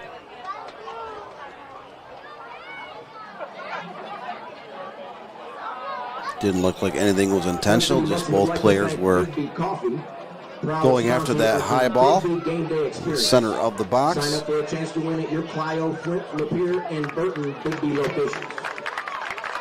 O'Hay slow to get up.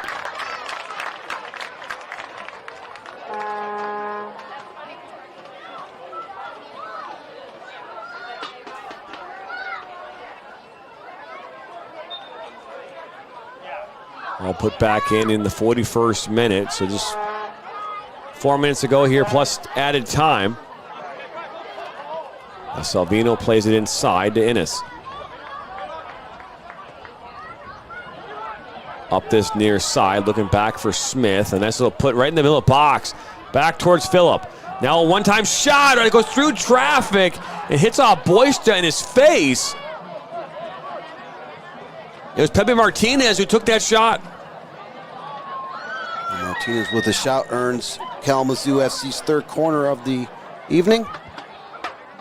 Flint City is holding on to that 2-0 lead, or 2-1 lead here late in the first half. Kalamazoo would love nothing more to net a late equalizer here. Now in the 42nd minute, about ready to cross into the 43rd minute.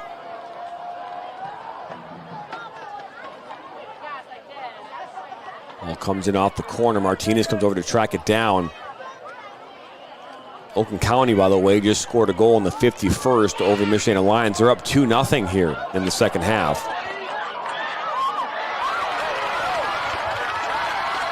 Malik Henry off to the races. Henry now just outside the 18. Look, it cuts it inside. Now he'll fire one that deflects off of Newhoff and out for a corner kick. The second of the match here tonight for the Flint City Bucks. You saw Henry corral that pass on the Bucks side of the field.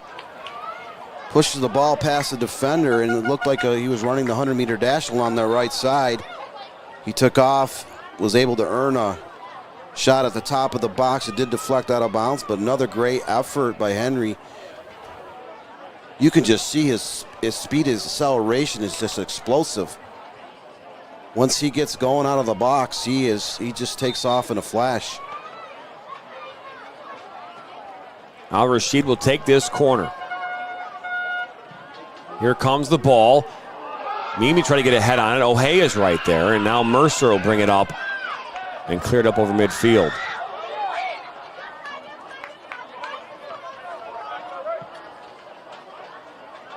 It's a great ball from Fisher into Alt. Alt, a heavy touch there at the end, and it went out.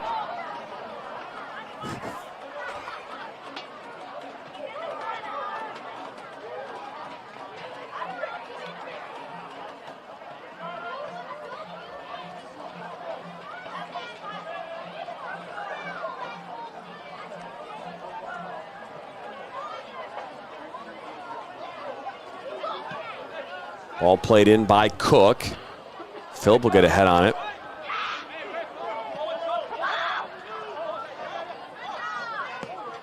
Smith plays this right up the middle of the park. Into Martinez, who looks to play the ball long on that far side, looking into Mercer's feet. Mercer now cuts it in. Now Mercer will fire one up and in! It's 2-2 here in the 45th minute. Great effort by Grayson Mercer to take the extra touch. Beats his defender. And he absolutely uncorks one from 25 yards up into the upper 90 by the right post. So Kalamazoo found itself down 2-0 in the first 10 minutes. They have now tied it here in the 45th minute.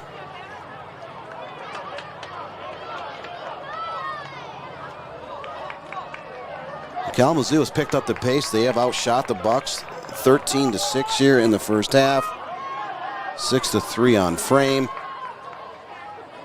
3-2 on corners, and they have netted this equalizer. Now we're entering stoppage time. Should be about 4 minutes. So Grayson Mercer with a laser. We've seen 2 lasers from Kalamazoo here tonight. Is now Malik Henry up that far side. He'll look to fire a shot that's up and into the Dort Financial bleachers. Ladies and gentlemen, the referee has indicated that there will be a minimum of 4 minutes of added time.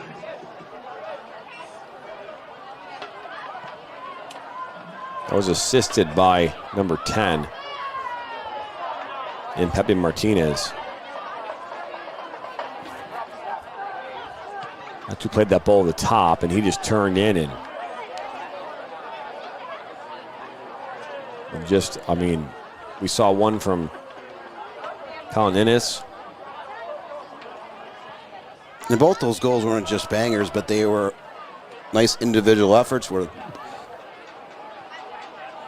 they took the extra touch to beat a defender, and then both of them just blasted that ball in the upper regions of the goal. These two teams tied 3-3 back on June 1st. We're 2-2 here in stoppage time towards the end of the first half. The way this game's been going, we might not have seen all the scoring. And 2 unanswered goals by Kalamazoo after 2 unanswered goals by Flint. Corner kick, Kalamazoo. Another corner kick coming up here. 4th corner kick of the half for Kalamazoo FC.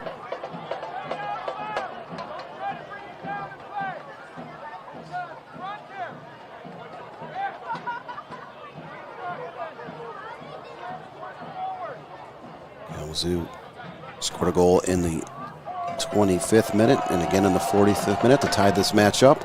All sent in. It's a head towards that far post by Mercer and punched away by Griziak.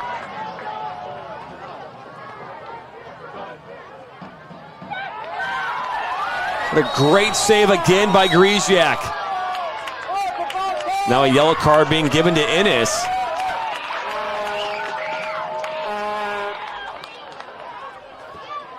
A yellow card has been issued. So Innes sent the caution. Flint City was trying to push the ball downfield in a hurry. force a counterattack, and it's held them up. Referee came over and sustainably pulled out that yellow card. And on the 48th minute, so we should have just over a minute or so of stoppage time. Both teams scoring 2 goals here in the first half.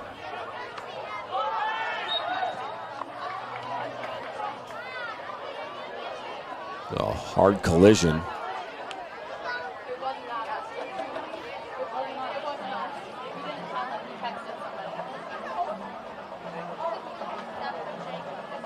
So a free kick coming up. That's Boivin. Went down. Boivin went down.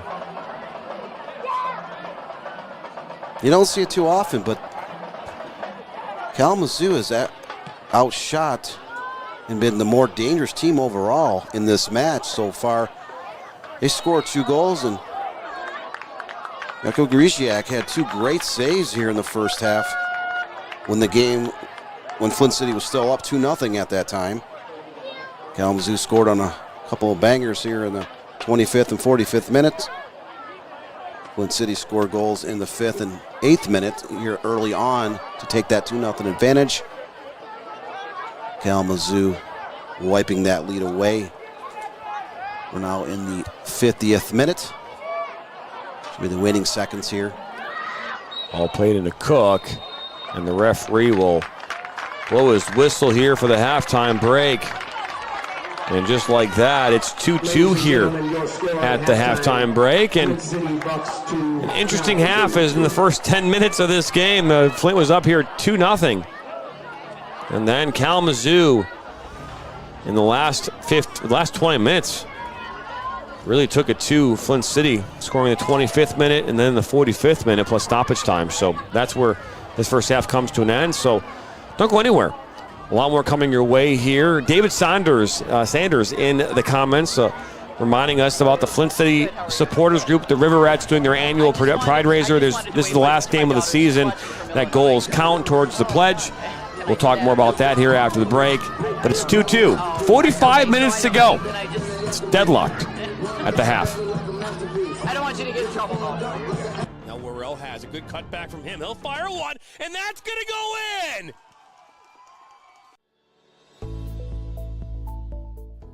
Granite City Food and Brewery has 2 Michigan locations in Troy and Northville. Serves made-from-scratch food, brews in-house beer, and even has brunch every Sunday from 9 a.m. to 2 p.m. To learn more about their daily specials or to book a private party, visit gcfb.com. Make sure you head over to Granite City in Northville at the corner of 7 Mile and Haggerty, or the Troy location at 16 Mile and I-75.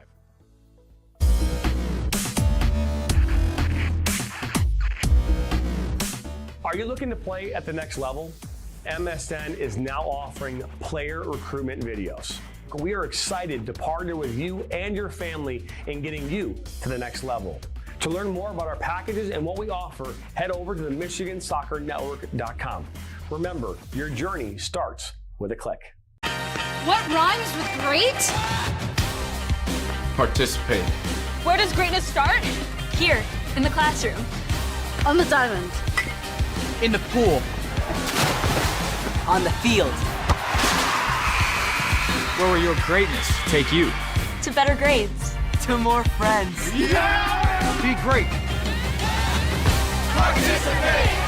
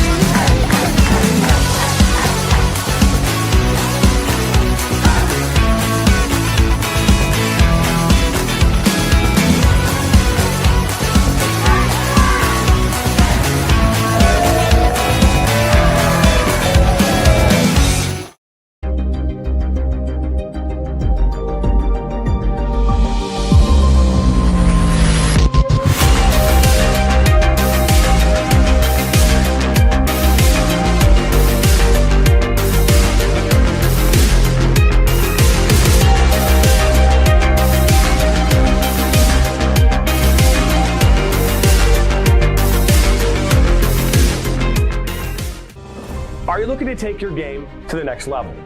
Did you know that MSN is now offering player recruitment videos? Our packages include a player profile where you show your preferred positions, the club, the league, or school that you play in, your current coach contact information, and more. The highlight videos could be self-submitted, 15 to 30 clips that will be put into a 3 to 7 minute long video. Video review of your Huddle, VO, or other platforms that you might have video on, as well as for an additional charge, MSN can come out and film games for you to create those clips. Our coach evaluation process, which is also an additional charge, where we have college coaches from various levels across the United States that will review your game film and provide feedback on how to improve that film, as well as also evaluating your play and what you can improve on. To learn more about our packages and what we offer, head over to the MichiganSoccerNetwork.com. Remember, your journey starts with a click.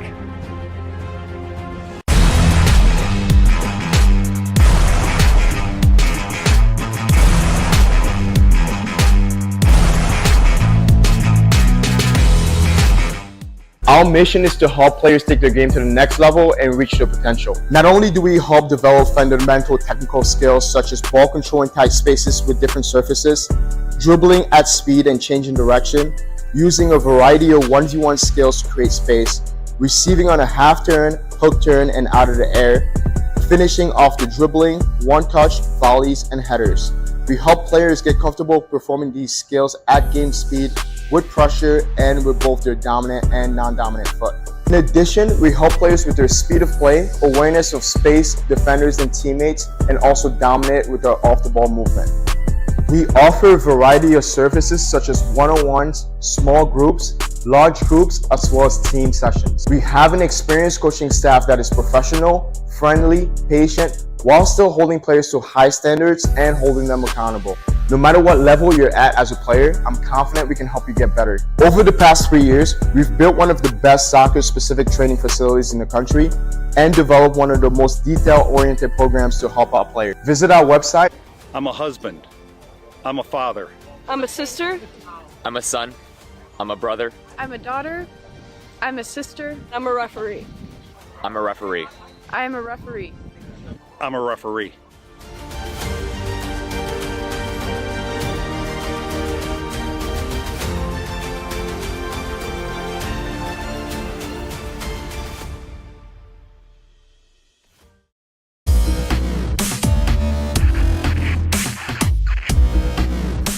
Are you looking to play at the next level? MSN is now offering player recruitment videos.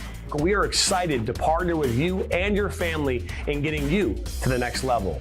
To learn more about our packages and what we offer, head over to the MichiganSoccerNetwork.com. Remember, your journey starts with a click. Now Worrell has a good cutback from him. He'll fire one, and that's going to go in!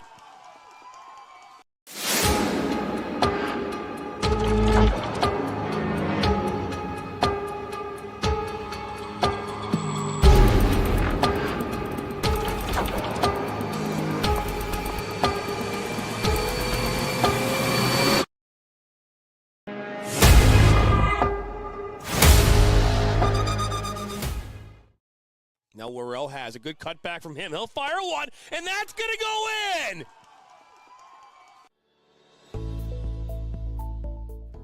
Granite City Food and Brewery has 2 Michigan locations in Troy and Northville. Serves made-from-scratch food, brews in-house beer, and even has brunch every Sunday from 9 a.m. to 2 p.m. To learn more about their daily specials or to book a private party, visit gcfb.com. Make sure you head over to Granite City in Northville at the corner of 7 Mile and Haggerty, or the Troy location at 16 Mile and I-75.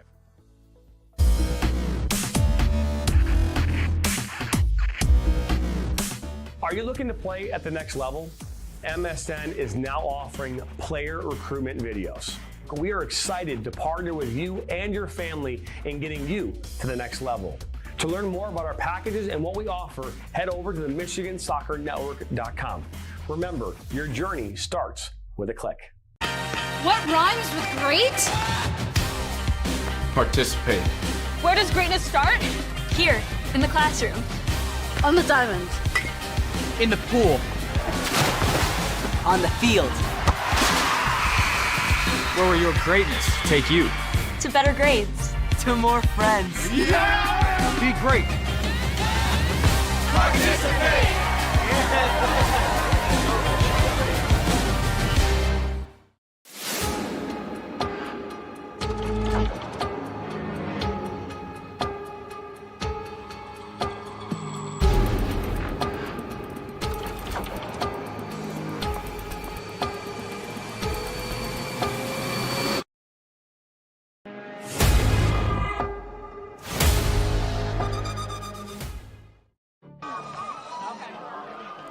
Welcome back here into Atwood Stadium. We're at the half. It's 2-2 here, and not in favor of anybody. It's a 2-2. But 4 first-half goals. Goal scored in the 5th minute by number 21, Abdul Al-Rashid, and then in the 8th minute, a goal scored by number 6 in Devin O'Hay. That was 2-0. And then in the 25th minute, KALAMAZOO gets on the board. A goal from number 3, Colin Ennis, just an unbelievable strike, and then the equalizer in the 45th minute plus stoppage time in number 18, Grayson Mercer. That's your scoring. We're tied 2-2. Don't go anywhere. Second half coming up after this.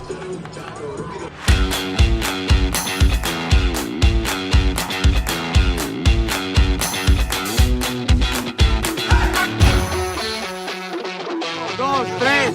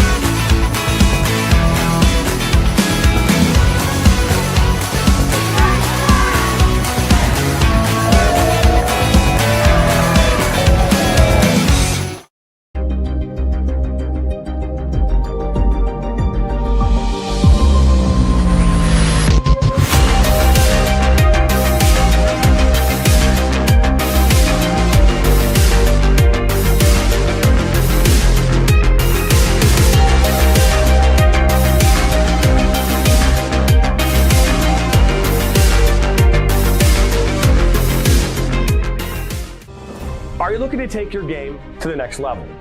Did you know that MSN is now offering player recruitment videos?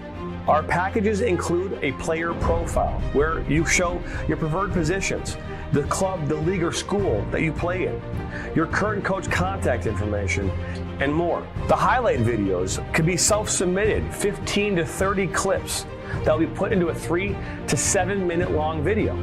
Video review of your Huddle, VO, or other platforms that you might have video on, as well as for an additional charge, MSN can come out and film games for you to create those clips. Our coach evaluation process, which is also an additional charge, where we have college coaches from various levels across the United States that will review your game film and provide feedback on how to improve that film, as well as also evaluating your play and what you can improve on. To learn more about our packages and what we offer, head over to the MichiganSoccerNetwork.com. Remember, your journey starts with a click.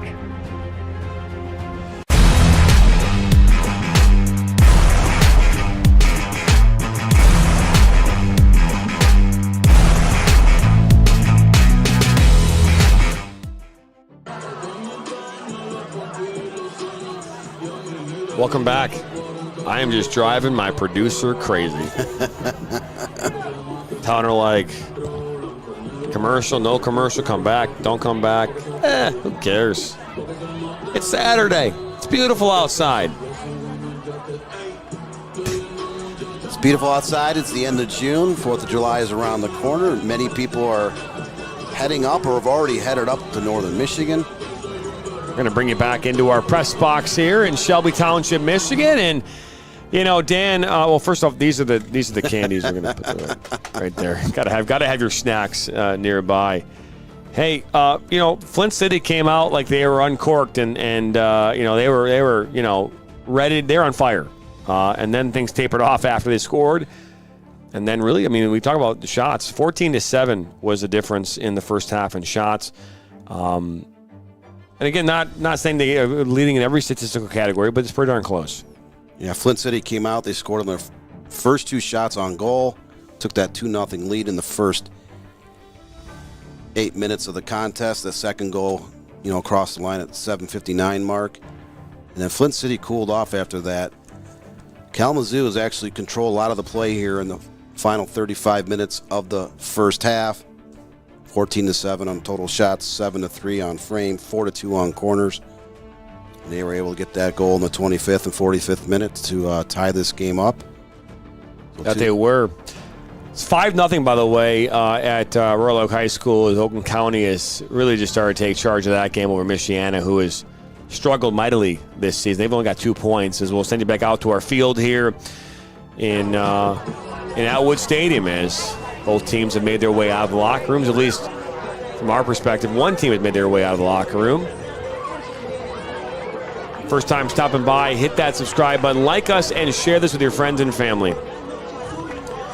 Here's an interesting stat. Flint City is at the top of the Great Lakes Division based on points per match, while Midwest United leads the entire division on points. It's true, Henry. It's a very interesting stat, to say the least, and it couldn't be more true. That's what the benefit of when you start your season 6 games ahead of everybody else. All right, so the reality is we've seen them kind of take a tumble here of late. They've obviously got 9 wins, but they started off, I think they were 8-0 or 7-0, so they were undefeated. And then they lost a couple. Their first loss of the season actually came to Flint City here a few weeks back. So there's no question about that. But Kalamazoo has made their way out to the pitch.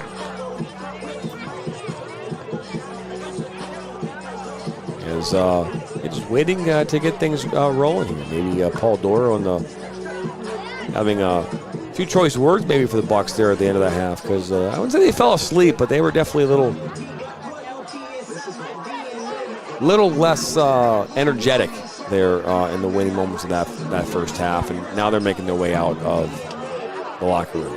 Kalamazoo started to control play. They're combining on a lot of passes consecutively, and they were able to get back into this contest. And we talked about in the pregame and then early in the broadcast when Flint City scored those goals, we talked about their speed. Malik Henry, Schneider Mimi, Palmer Alt.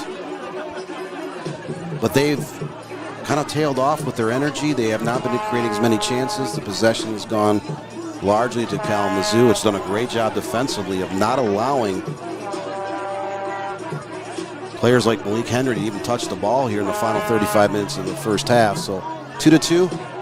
We essentially start over as we get set to start the next 45 minutes of play. And this is a huge matchup. Again, only 5 points separate the top 3 teams.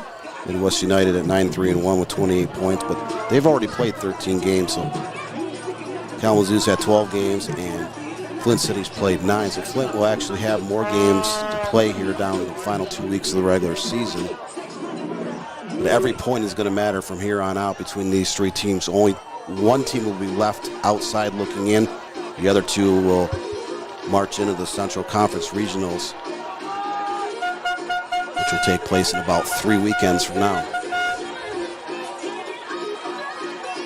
That it will, as Kalamazoo has been waiting patiently for their host to arrive here on the pitch, as well as all of you at home.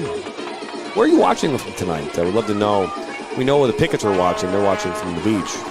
But we'd love to know where you're all watching. We know. Which beach, though? Which beach? They did not clarify which beach they're watching from. Well, I can tell you it's probably Myrtle Beach. We've been talking about Myrtle Beach for a minute, and we love Myrtle Beach. I'd love to get back there as soon as possible. But the one thing I'll tell you this, and maybe as you're at home watching on your phone, wherever you're watching, Dan, that I love swimming, and I love going to the beach. But there's something about going to the ocean, which is great. The problem about the ocean that sucks is that, there's a good chance a critter you've never, ever experienced is going to be in that water. You go into Lake Michigan, you go into Lake Great Lake, you don't deal with that kind of an issue. So I'm just curious people's thoughts on that, too, as we're about to get back underway here. Second half action as Flint City Bucks and their red kits here going left to right on your screen. Kalamazoo in their white and purple are going right to left as we are back underway here with 45 minutes to go. All played up and in the air. O'Hay, ball falls down at Innis's feet.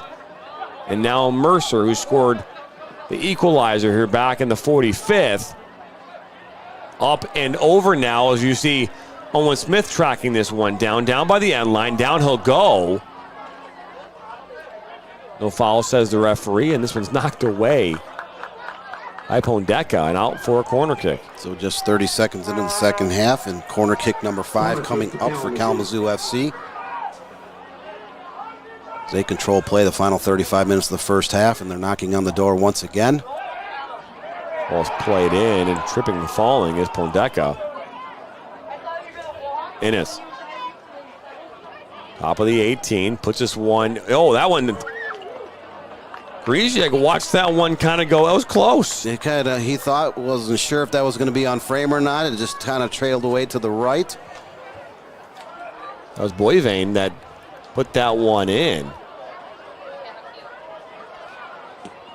Played up this near side at midfield. O'Hay couldn't bring it down. Martinez will play it back. The way Flint City came out to start this game, they not just had the 2 goals, but they were controlling play, putting a lot of pressure on the Kalamazoo back line.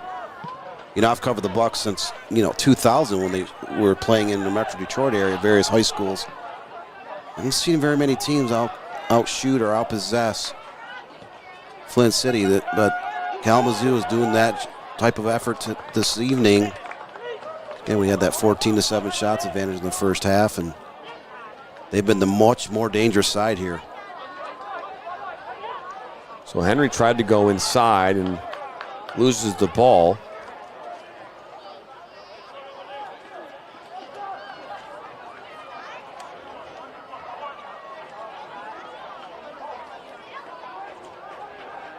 Work up that far side.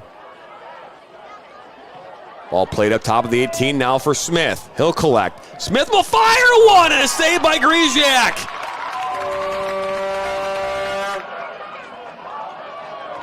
Sixth save of the night for Griziak. Another diving stop to his right.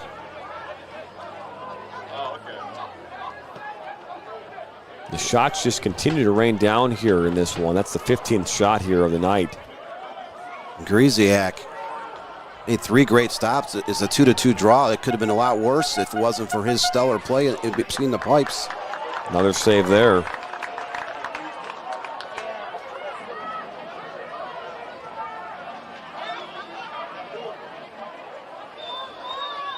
And I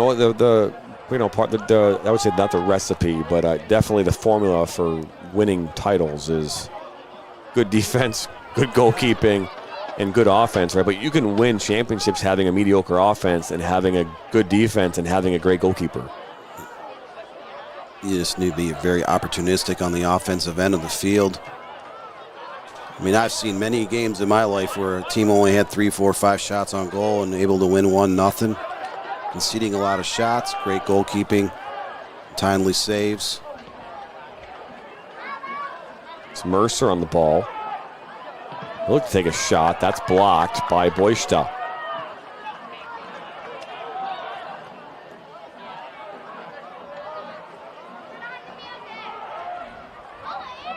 So Flint City somewhat on a rhythm here. So we're in the early stages of the second half. O'Riordan looking for Al Rashid, and it's knocked into the VIP tent on that far side.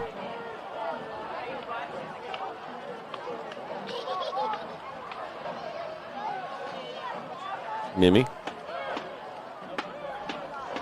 Pickett. Good ball. O'Riordan. Let's play this one into Henry. Oh, Henry, he had the angle, he just couldn't get the ball. Offside, Flint City. Henry snuck in behind his defender, just couldn't get over to his left enough to get a shot off. Again, his first step is explosive. Another second, he could have broke free and had another attempt on goal. Good switch by Innis. Salvino Overlapping run there by Barnes, but just didn't time it. And this has been dangerous today. Mercer has Phillips, Martinez, all four of them been quite dangerous here. Kalamazoo SC as we're now in the 51st minute, 2-2 stalemate.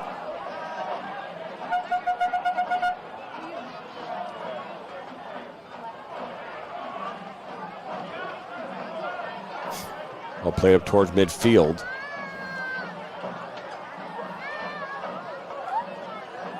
Reardon. Play the ball over the top, looking for Alt. Alt will track this down as Barnes is right there at his heels. Alt towards his back post, but nobody there for the Bucks.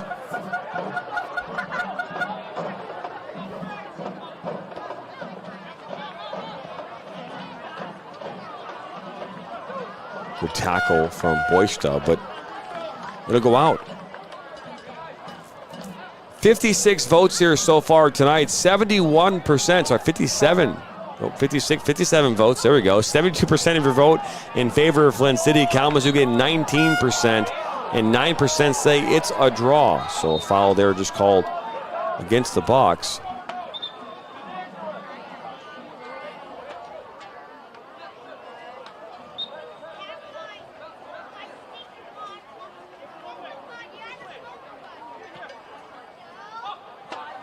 Ennis plays all the way back to Cook. I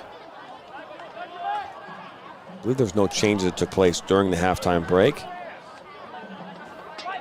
This is getting the part of the season, you know, Dan, where you're trying to figure if you're in the hunt for a playoff, you're trying to get the right roster. And ultimately, the problem as you get towards July is a lot of players are making their way back, you know, to their colleges to get ready for their fall season. Correct. That's a battle you face with the playoffs starting in mid-July. They don't end to around the end of July, beginning of August, just before collegiate soccer begins its preseason. Certain colleges will say you can go play in USL League 2, but after, like, say, July 15th, you're going to be shut down. You're going to take a couple weeks to rest, to heal. And some of the college coaches, they don't care if your team's contending for a North American championship. Some coaches are fine with you playing for the duration if your team makes a run.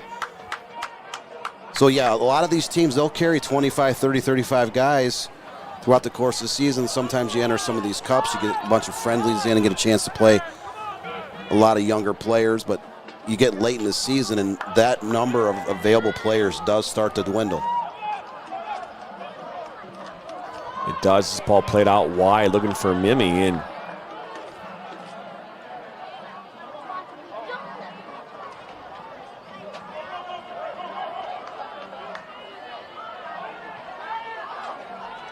good work up that far side. Ball slided back now for Smith, and that's blocked by Boysta. We've seen that a couple times here throughout this game where you see that run going down that far side or the near side, and then you're having a ball cut back across towards top of the 18. As this ball played now into Henry. That's a heavy touch, but we'll bring this one back as maybe Alt that's down the turf. Grabbing his kind of his hip flexor, maybe lower gut up by the hip. Visit Sal's Gym today to explore a membership option. Henry was making that run on the right side. Referee called a foul. Just the first foul against Kalamazoo here in the second half as we now enter the 55th minute. We're still at that 2-2 stalemate.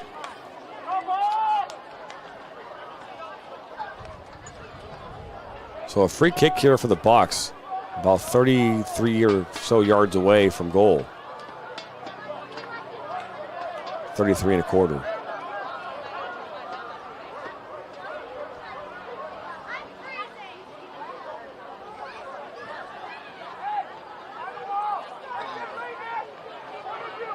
A three-man wall. I don't expect a shot here, but I'm always surprised. This ball is played in. It's not a bad ball as down goes Pondeka. Good defensive work there by Kalamazoo is now Phillip, and he goes down, and now Fisher might get a yellow card, and he will. Not really sure if that was a yellow card there, Darren. It didn't look like that hard of a tackle. The referee said otherwise.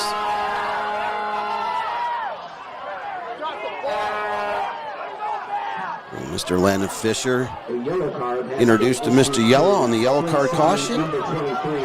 56 minute.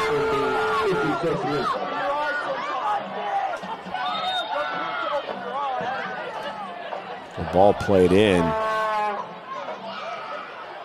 Actually hit off of Mimi and out for a throw-in. So Fisher attends Western Michigan University. Last year they had several players from Western Michigan on the Flint City Bucks roster.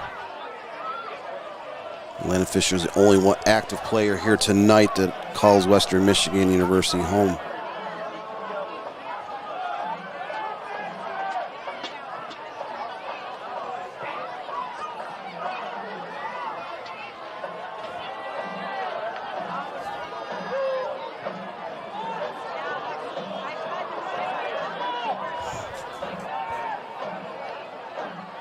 So the ball back to Pondeka and now Mimi.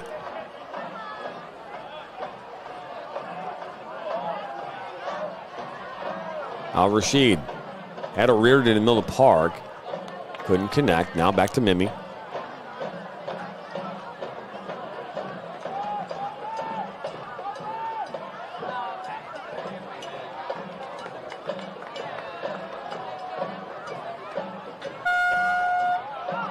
Good work to get out of there defensively. One back now by O'Riordan and Flint City.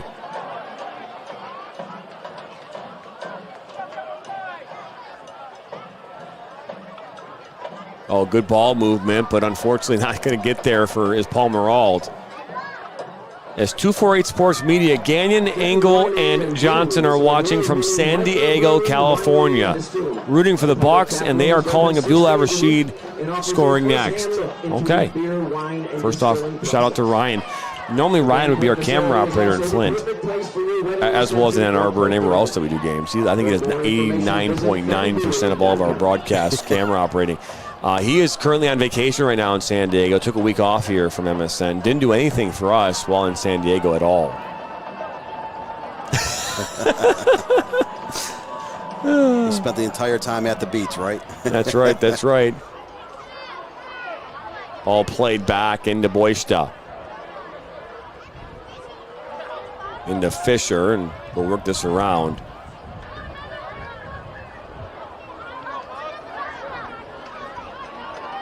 We're getting ready to fly out tomorrow morning back here to Michigan. We talked about it earlier how Graham Gagnon, who his son plays for the 2010 national team, they fell short here today, but he showed up to the field with one less cleat there, Dan. Left it back at the house, so he had to pick up some boots from another teammate in Baldorado who happened to have some nice hot neon pink ones, so he was wearing a neon pink boots here tonight during their matchup here at 5 o'clock. I'm telling you, he was a little faster in those boots. A little faster. Flint City's picked up the possession and pace here in the second half. Oh, a switch, but does not make it all the way across the pitch. But Al-Rashid will settle it down. Play it out to Malik Henry.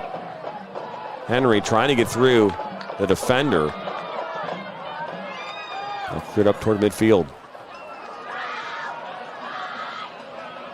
Good work by Boysta. Now Fisher. One past Henry, and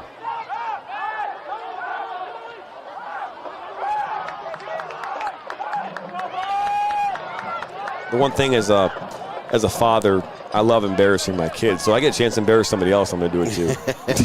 Well, yeah, you take a pop or two of me on occasion, which is open fair, being one of your partners in crime here at the Michigan Soccer Network. You can pick at me all you want. I just don't know how much there is to pick at me about.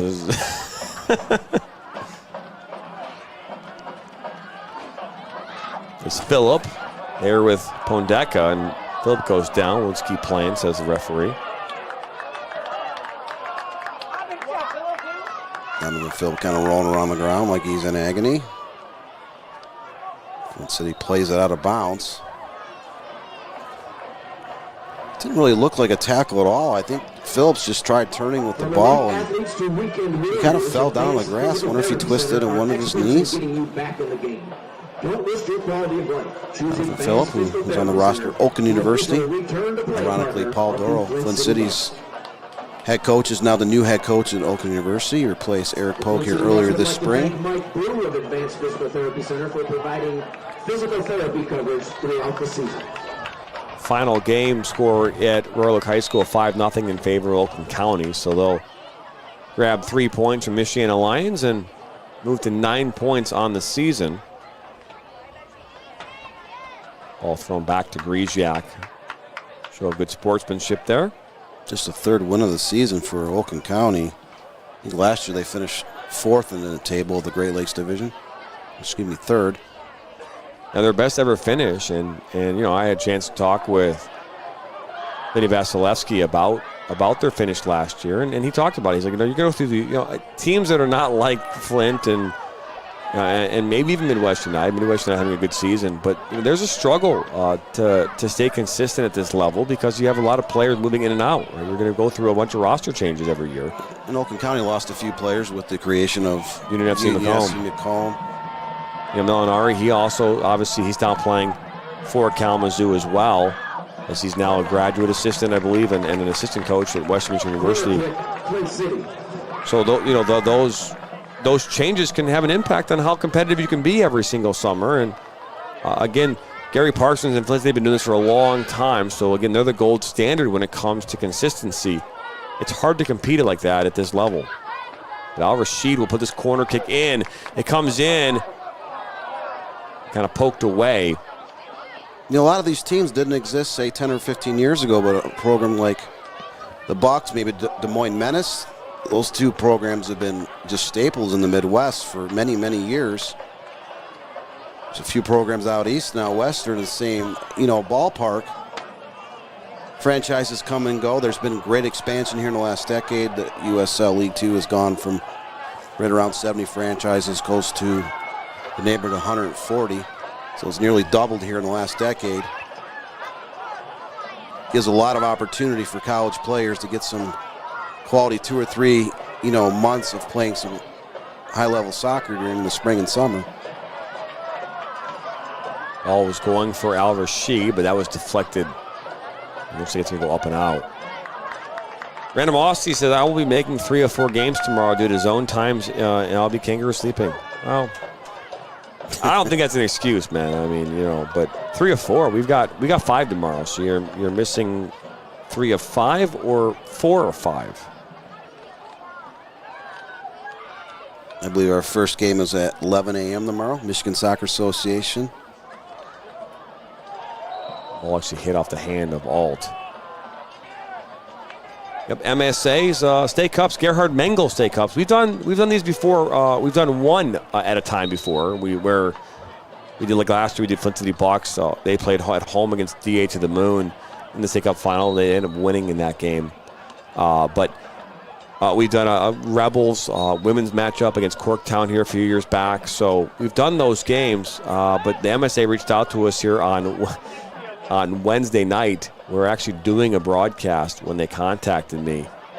And then we finalized it on Thursday. So a lot taking place over the last couple days to get that wrapped up and ready to go. The good news is we had only one game kind of on the schedule on Sunday. That's at 9 o'clock at night, so it made things easier. As look at Henry will try and track this one down. Great speed from him to keep this one in play. And now here comes Alt. He had a Reardon. Now Alt will fire one that goes just wide. The first shot attempt of the second half for Flint City Bucks coming in the 65th minute. Great effort by Malik Henry to track that ball, get it over to Alt, get a defender, just put it high and wide of the goal. But Flint City has definitely picked up the pace here after the first 5 minutes of the second half. Kalamazoo had 4 shots, 2 on frame those first few minutes of the second half. They've cooled down quite a bit. Flint City has picked up the pace. So they're trying to find a way to get some shots off and maybe get potentially a go-ahead goal. So as Ennis was looking for a fill-up, just couldn't find enough space to thread the needle.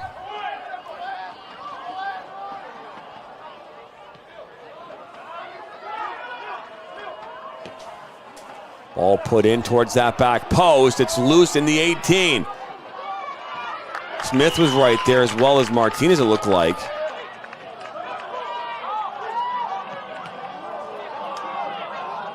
Ennis turns. That was a great turn because nobody was behind him. Great steal by Ennis to get the ball back. Mercer, a good fight as well. Seeing good hustle here out of both these teams. Is Ennis into the 18, looking for Mercer. Mercer goes down. He tries to sell that one. Referee wasn't buying it. The referee was not making the purchase of a new vehicle on that play. Mercer's acting job did not bring in any agents. That was good. That was really good. Need the manager to sign off on that deal, though, first, I think.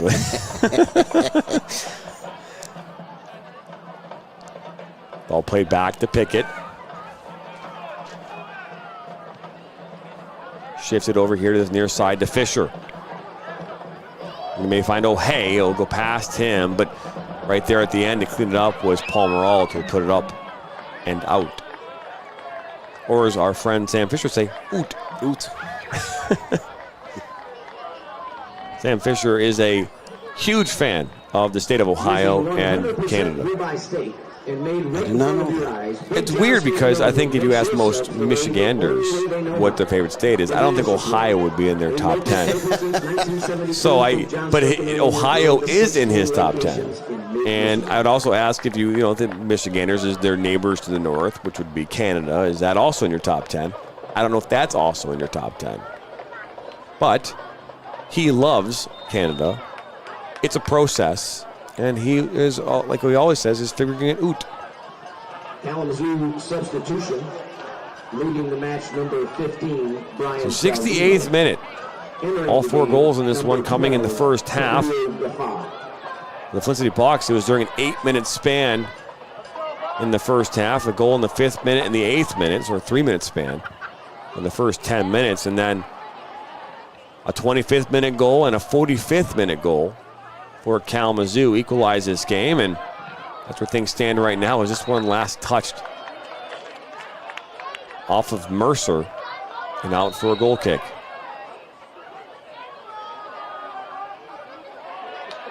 So 59 votes here so far. We're going to end the voting here in the 75th minute, so get your votes in now. Still heavily in favor of Flint City, 68% of your votes. Favor of Flint City win this game. Kalamazoo's got 22%. It's a draw, has 10. It really stinks. I can't actually see the numbers, like how many votes are for each thing. Kind of stinks. You just list the percentages. The yellow card was just issued, by the way, to Grayson Mercer. A yellow card has been issued to Kalamazoo, number 18, Grayson Mercer. He's in the book twice tonight.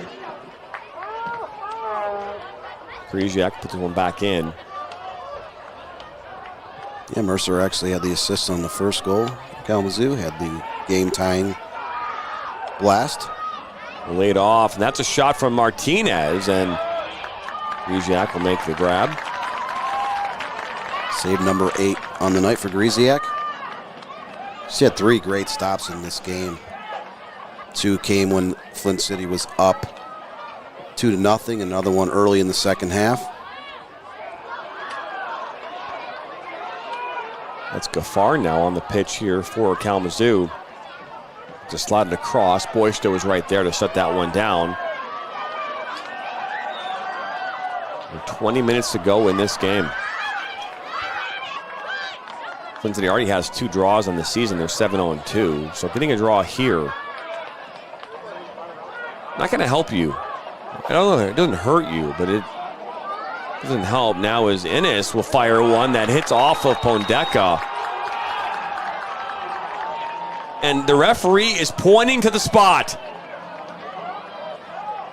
So the ball hit off Pondeka. The referee is pointing to the spot, and now Kalamazoo here in the 71st minute have a chance to take a lead.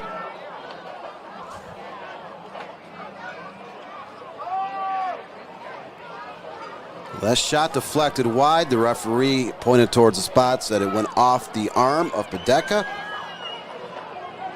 He's going to go talk to his assistant referee to clarify.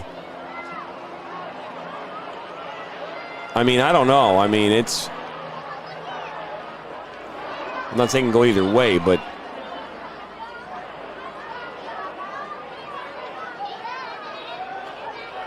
I mean, his arm was up. Looked like it went off his chest.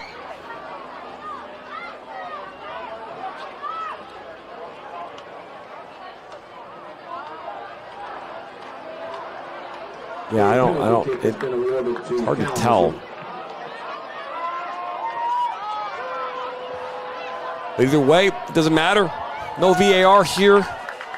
But you're going to see Owen Smith stepping up to take this one. Griziak is set.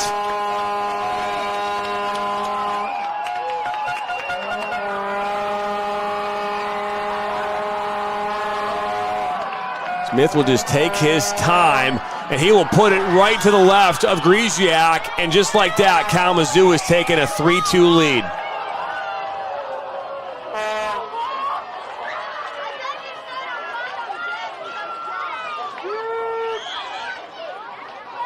There's not been very many times this season or in recent years the Flint City Bucks are down late in the second half of a match, but Owen Smith converts the PK. 72nd minute, the sixth shot of the half, fourth on frame, finds the back of the net. Flint City just had 2 attempts, both of them wide of the goal here in the second half, so they now have to find a way to generate some offense to get back into this game. Kalamazoo has scored 3 unanswered goals, 2 late in the first half, another here in midway point of the second half.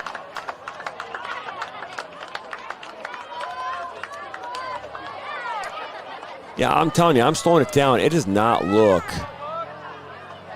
I mean, his hand was up, but I'm looking at this play, and again, I know we're not showing it to you on YouTube on the game. It does not look like from our angle that will look it like hits. It looks like it has his belly. Yeah, his belly up by the rib cage on the right side. Flint City substitution. Leading the match. Yeah, again, his arm was up at the time of the kick. That does not go off his arm, though. I've watched the replay now like 8 times. It just does not go off the arm. Again, we'll have to zoom in on that bad boy later on, but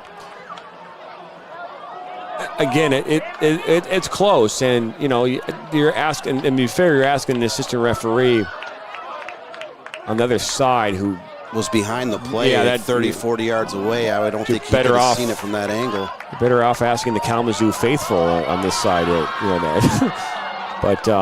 But here's the thing: it doesn't matter. These calls, we can talk about them all day long. Flint City has in this game have not played the way that they have played throughout much of this season. So they're this is the goal could have come in any other way too. So. Right. But when you let a team hang around like this, that's what's going to happen is Smith will settle it down, put it to the 18.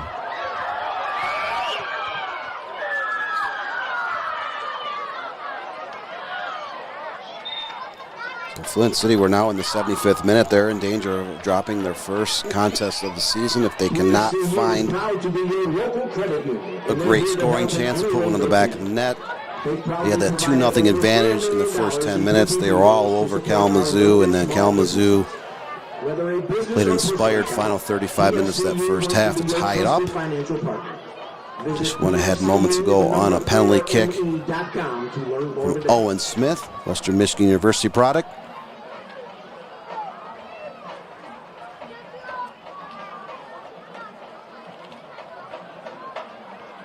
Garrett, I don't. The center did not change. I'm looking at all the way back to the beginning part of the game, and the center referee is the same. So maybe we were given Tom, the referee's name, as part of our process, but we were not. We were not informed of any changes, but it might not be the referee that was given to us who's on the pitch. But I looked at it back. The referee has not changed at all from the first half at the beginning of this game. Looks to be the same referee, so.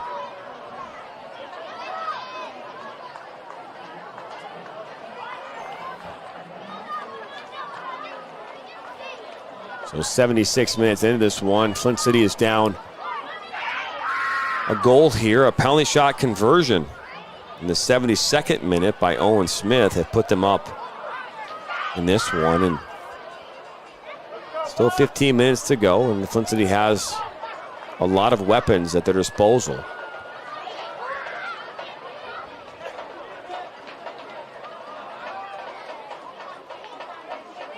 Oh, and Danny, I think I agree with you too. Again, overturning a call. I think going to the assistant referee to confirm or not confirm, I think a lot of that sometimes is theatrical, to be fair. You know, it's best to make that walk over. It allows people to go, hey, at least you're doing your due diligence, even if you're going, hey, man, how you doing kind of thing. Again, it might be more theatrical than anything else. This ball is played in towards that back post and goes up and over. But because I'll tell you right now, there's a lot of times that I wanted to, as we saw a couple minutes ago, Mercer went down like trying to sell a call and getting a PK of his own. Sometimes referees are just trying to sell it by going and seeing their assistant referee.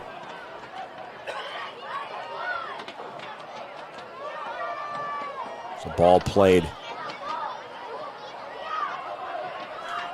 up towards Pierre Leroux.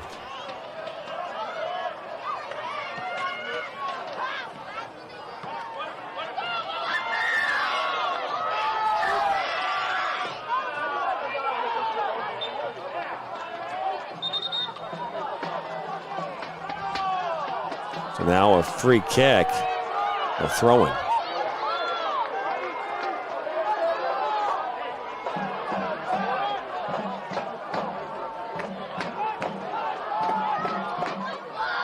So now Henry looks to put this one up into the middle of the box. Makes its way to Alt. And this will be fired right through traffic. Loose ball, though, is now Dahlman will go down. Dahlman goes down inside the 18, and now a penalty has been called in favor of Flint City. Dahlman, who just came back tonight, just subbed in the game. He hurt that shoulder 4 weeks ago to the day. He's grabbing that shoulder. He was taken down in the center of the box. So now you see Mercer coming over to talk with the assistant referee, asking why maybe offside wasn't being called. Now the center official is making his way over. So this will be a very interesting moment here. Because again, we saw conversation with his assistant referee on the other side. It was not overturned. Now this is very different. So if the player was in an offside position when the ball came through and was taken down, it nullifies and offside has been called. So Dahlman will not be, he went down, and therefore penalty will not be given. So he was in an offside position when that ball came through traffic. And even though he was taken down, it will nullify the call. Wow. Flint City a little unlucky on the call. Makes things very interesting here, Dan. It's just ironic. I was just going to bring up Jenrick Dahlman here just a minute ago. He was injured with that shoulder a month ago. He just got subbed in the game literally less than a minute before that call was made. It was the correct call. He was on an offside position, so that did nullify the call. Dahlman keeps grabbing his shoulder. He's taken down and fell right on that side. Dahlman had 11 goals 2 years ago with Flint City Bucks. Had a great season last year. He was in and out of the lineup with an injury this year. He joined the team late, only played in a couple matches, went down with an injury, just came back here tonight.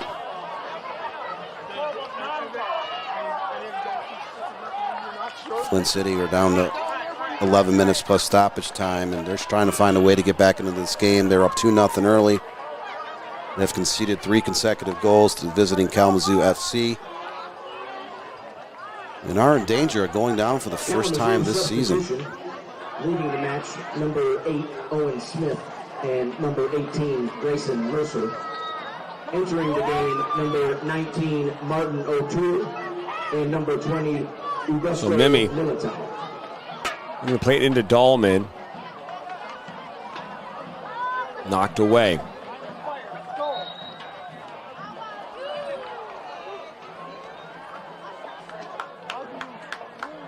I don't know if there's a supporter group on earth, that would not be upset about the couple moments here in this game. And I'm not saying that to be because of the referee. I'm just saying you got, these.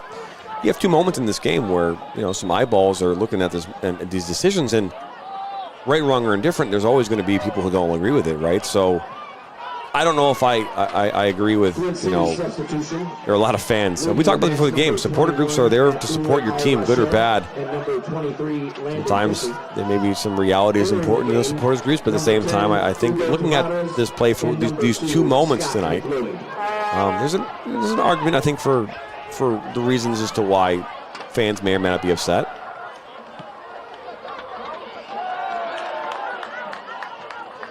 So but either way, we'll keep it going here. 82nd minute. It's 3-2, a 76-second minute goal by Owen Smith. Penalty shot conversion. It's giving KALAMAZOO the lead here. And these 2 teams play to get each other back on June 1st. And Flint City and KALAMAZOO, they drew 3-3 in that game.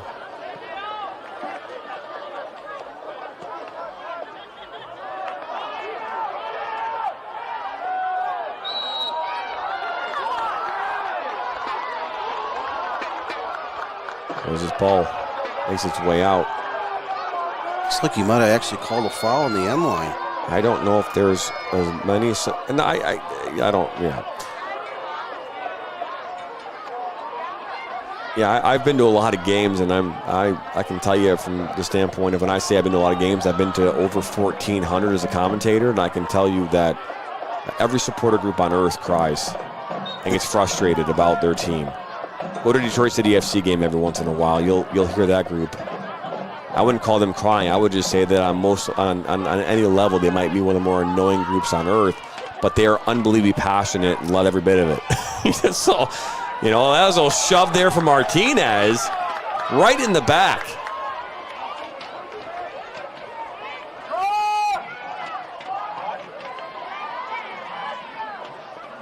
It's funny. I look at it like this, Dan, right, when it comes to supporters groups, is like, just like I would tell my parents, right, you want the 10 best players and your son or daughter on the field, right? That's what you want from a coach.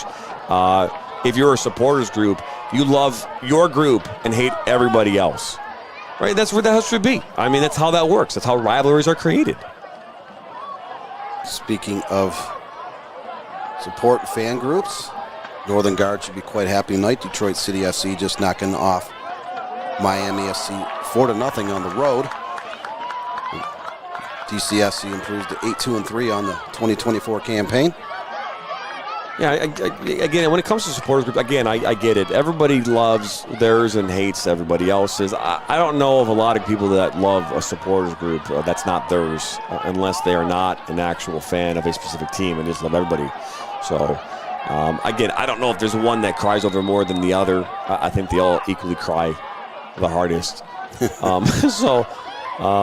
I just find it to be a little disingenuous when people say, well, this group's worse than the next. They're all intended to be exactly what they are, as annoying. And varying degrees of annoyance. Entering number 13, Dyson. So a free kick about 30 yards off to the side committed for Flint City.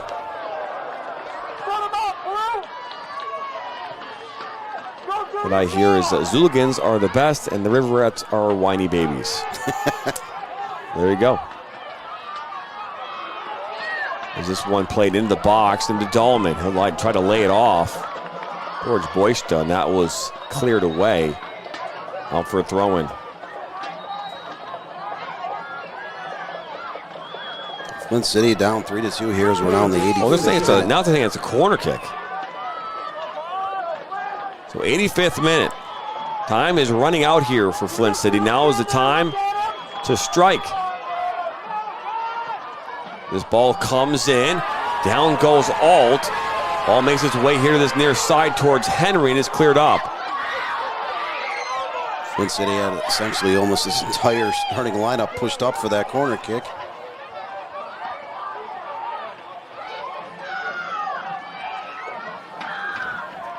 Is there like a supporter group foundation for everybody? Like, I mean, like, do like supporter groups get together like and have an annual meeting with all their supporter groups? Is there like a national association of supporters? Does each one have a grown person like dressed up in a mascot uniform and they go to support groups or a national? Well, conference? I asked that question because I kind of feel like we should go like Anchorman style here, where like every single supporter group should be like show up like news team assemble or and have everybody come together and like with the pitchforks and like. That would be kind of fun because we just talked about that in San Diego. This ball given away to Inez, just around midfield. So 86th minute, now 87th minute. Flint City has been uninspired in this match, so it's still down 3-2 late. And if there isn't, we should start one day. We should definitely start the National Supporter Group Association of America or something like that. A movement has to start somewhere, sometime, someplace. So why not, right?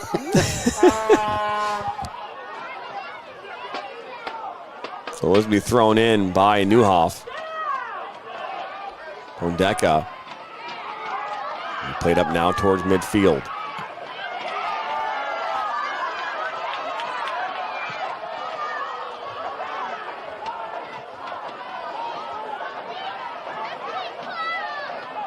Inez will settle it down. He scored the first goal here of the game for KZoo, and now out comes Griziak.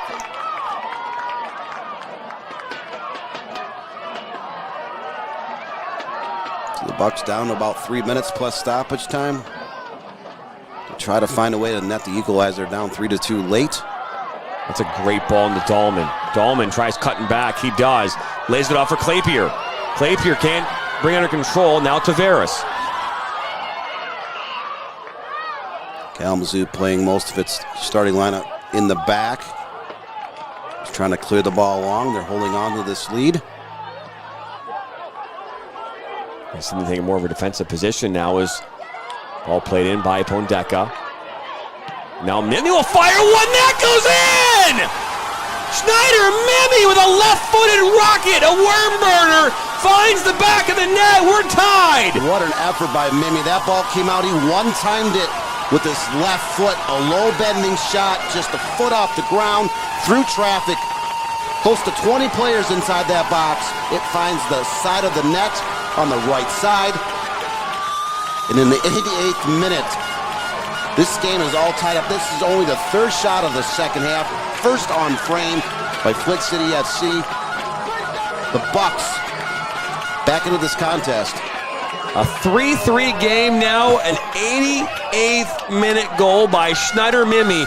Probably the biggest of the season here for the Bucks, as again they were down 3-2 here back in the 76nd minute. And talk about a laser on the ground into the back of the net.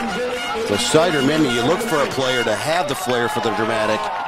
He steps up with a huge shot outside the box. Tie this game. Again, that was just their third shot overall. First one on frame. Flint City was in danger of giving up 3 points to Kalamazoo SC. Now they're tied as we're now getting ready to cross into the 90th minute. So 90th minute. And 2 goals in the second half. Handful of fouls and a couple of cards. So we may see 3 or 4 minutes of stoppage time after this final minute. And City back on the attack once again. Oh, at Boyce's feet. Any late match heroics here in this one?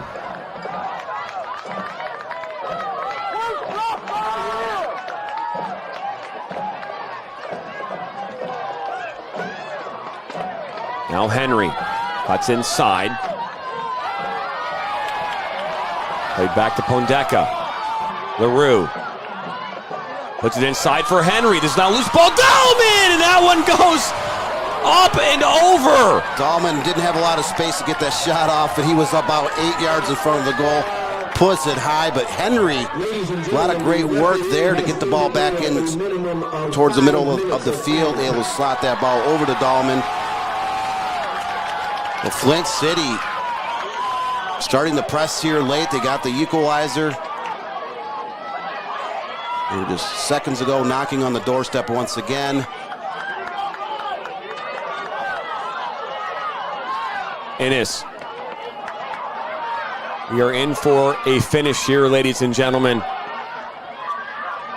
Remember, these two teams tied 3-3 back on June 1st. We're tied 3-3 into stoppage time now.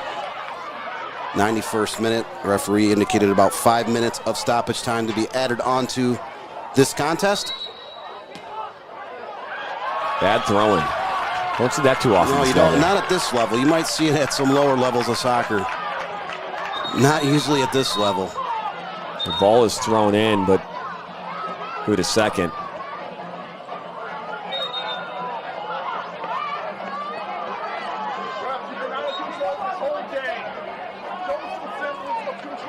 You're just joining us here, an 88th minute goal by Schneider Mimia. Just a laser on the ground, a worm burner, as they would say. Tied this game up. Now Malik Henry with his speed up this near side. He'll put it inside the box and in! Claypier from Henry, it's 4-3! 92nd minute again. We've talked time and time again about that speed of Malik Henry. He took off like a laser down that right side, beat his mark, slots it into the box. And Dyson Claypier, University of Akron, so they're teammates at Akron, puts the Bucks up 4-3 here. 2 minutes into stoppage time, so Flint City does not have a shot on frame for most of the second half. Now that they've had 2 on frame, 2 into the back of the net, and they're up 4-3 with about 3 minutes of stoppage time left in this contest. So they went from possibly going down for the first time this season, potentially getting 3 points, and it could be a huge 3 points as you have 3 teams within 5 points of each other heading into tonight, trying to find this 2 coveted postseason bursts out of the Great Lakes Division. So that was a huge play by Malik Henry to slot the ball in the middle of the box. Dyson Claypier 1 times it, leaves no doubt. And went right through the legs of Andrew Cook. I mean, just kept it low. A great ball by Henry. Claypier does what he needed to do in that moment, put it in the back of the net. It's 4-3 here in favor of Flint City as a loose ball inside the box. Tavares, now Martinez puts it in. Henry will let this one go out. My goodness, Dan. I've talked about it, you know, a million times in my life about soccer is all about really finishing your opportunities. Flint City Bucks, they've had 5 shots on frame. 4 have ended up in the back of the net. You talk about being opportunistic with your limited chances, and they have done so in dramatic fashion. They scored on their first 2 shots on frame in the first 10 minutes. They've had 2 late goals here to go ahead. So we're now in the 94th minute, getting ready to cross into the 95th minute in about 15 seconds. So incredible effort. Flint City's going to try to find a way to keep defending. Up this near side. Good back heel. And then played back. That was LaRue into Henry. We're officially in the 5th minute of stoppage time now as this ball played back up towards LaRue and headed out by Newhoff. LaRue is going to be getting tied up, but this will make its way out for a goal kick. So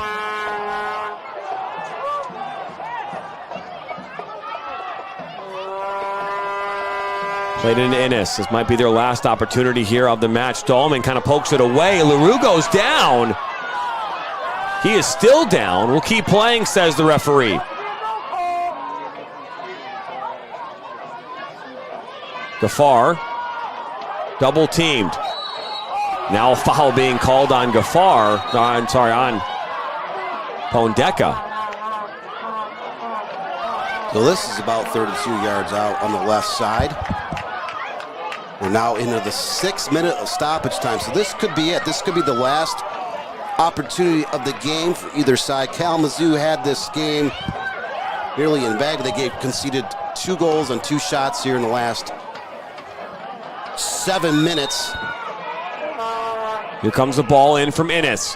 Headed away, still inside the 18. Ball still bouncing around. Oh, the flag goes up for offside. So just the second offsides of the night against Kalamazoo. That could have been lethal.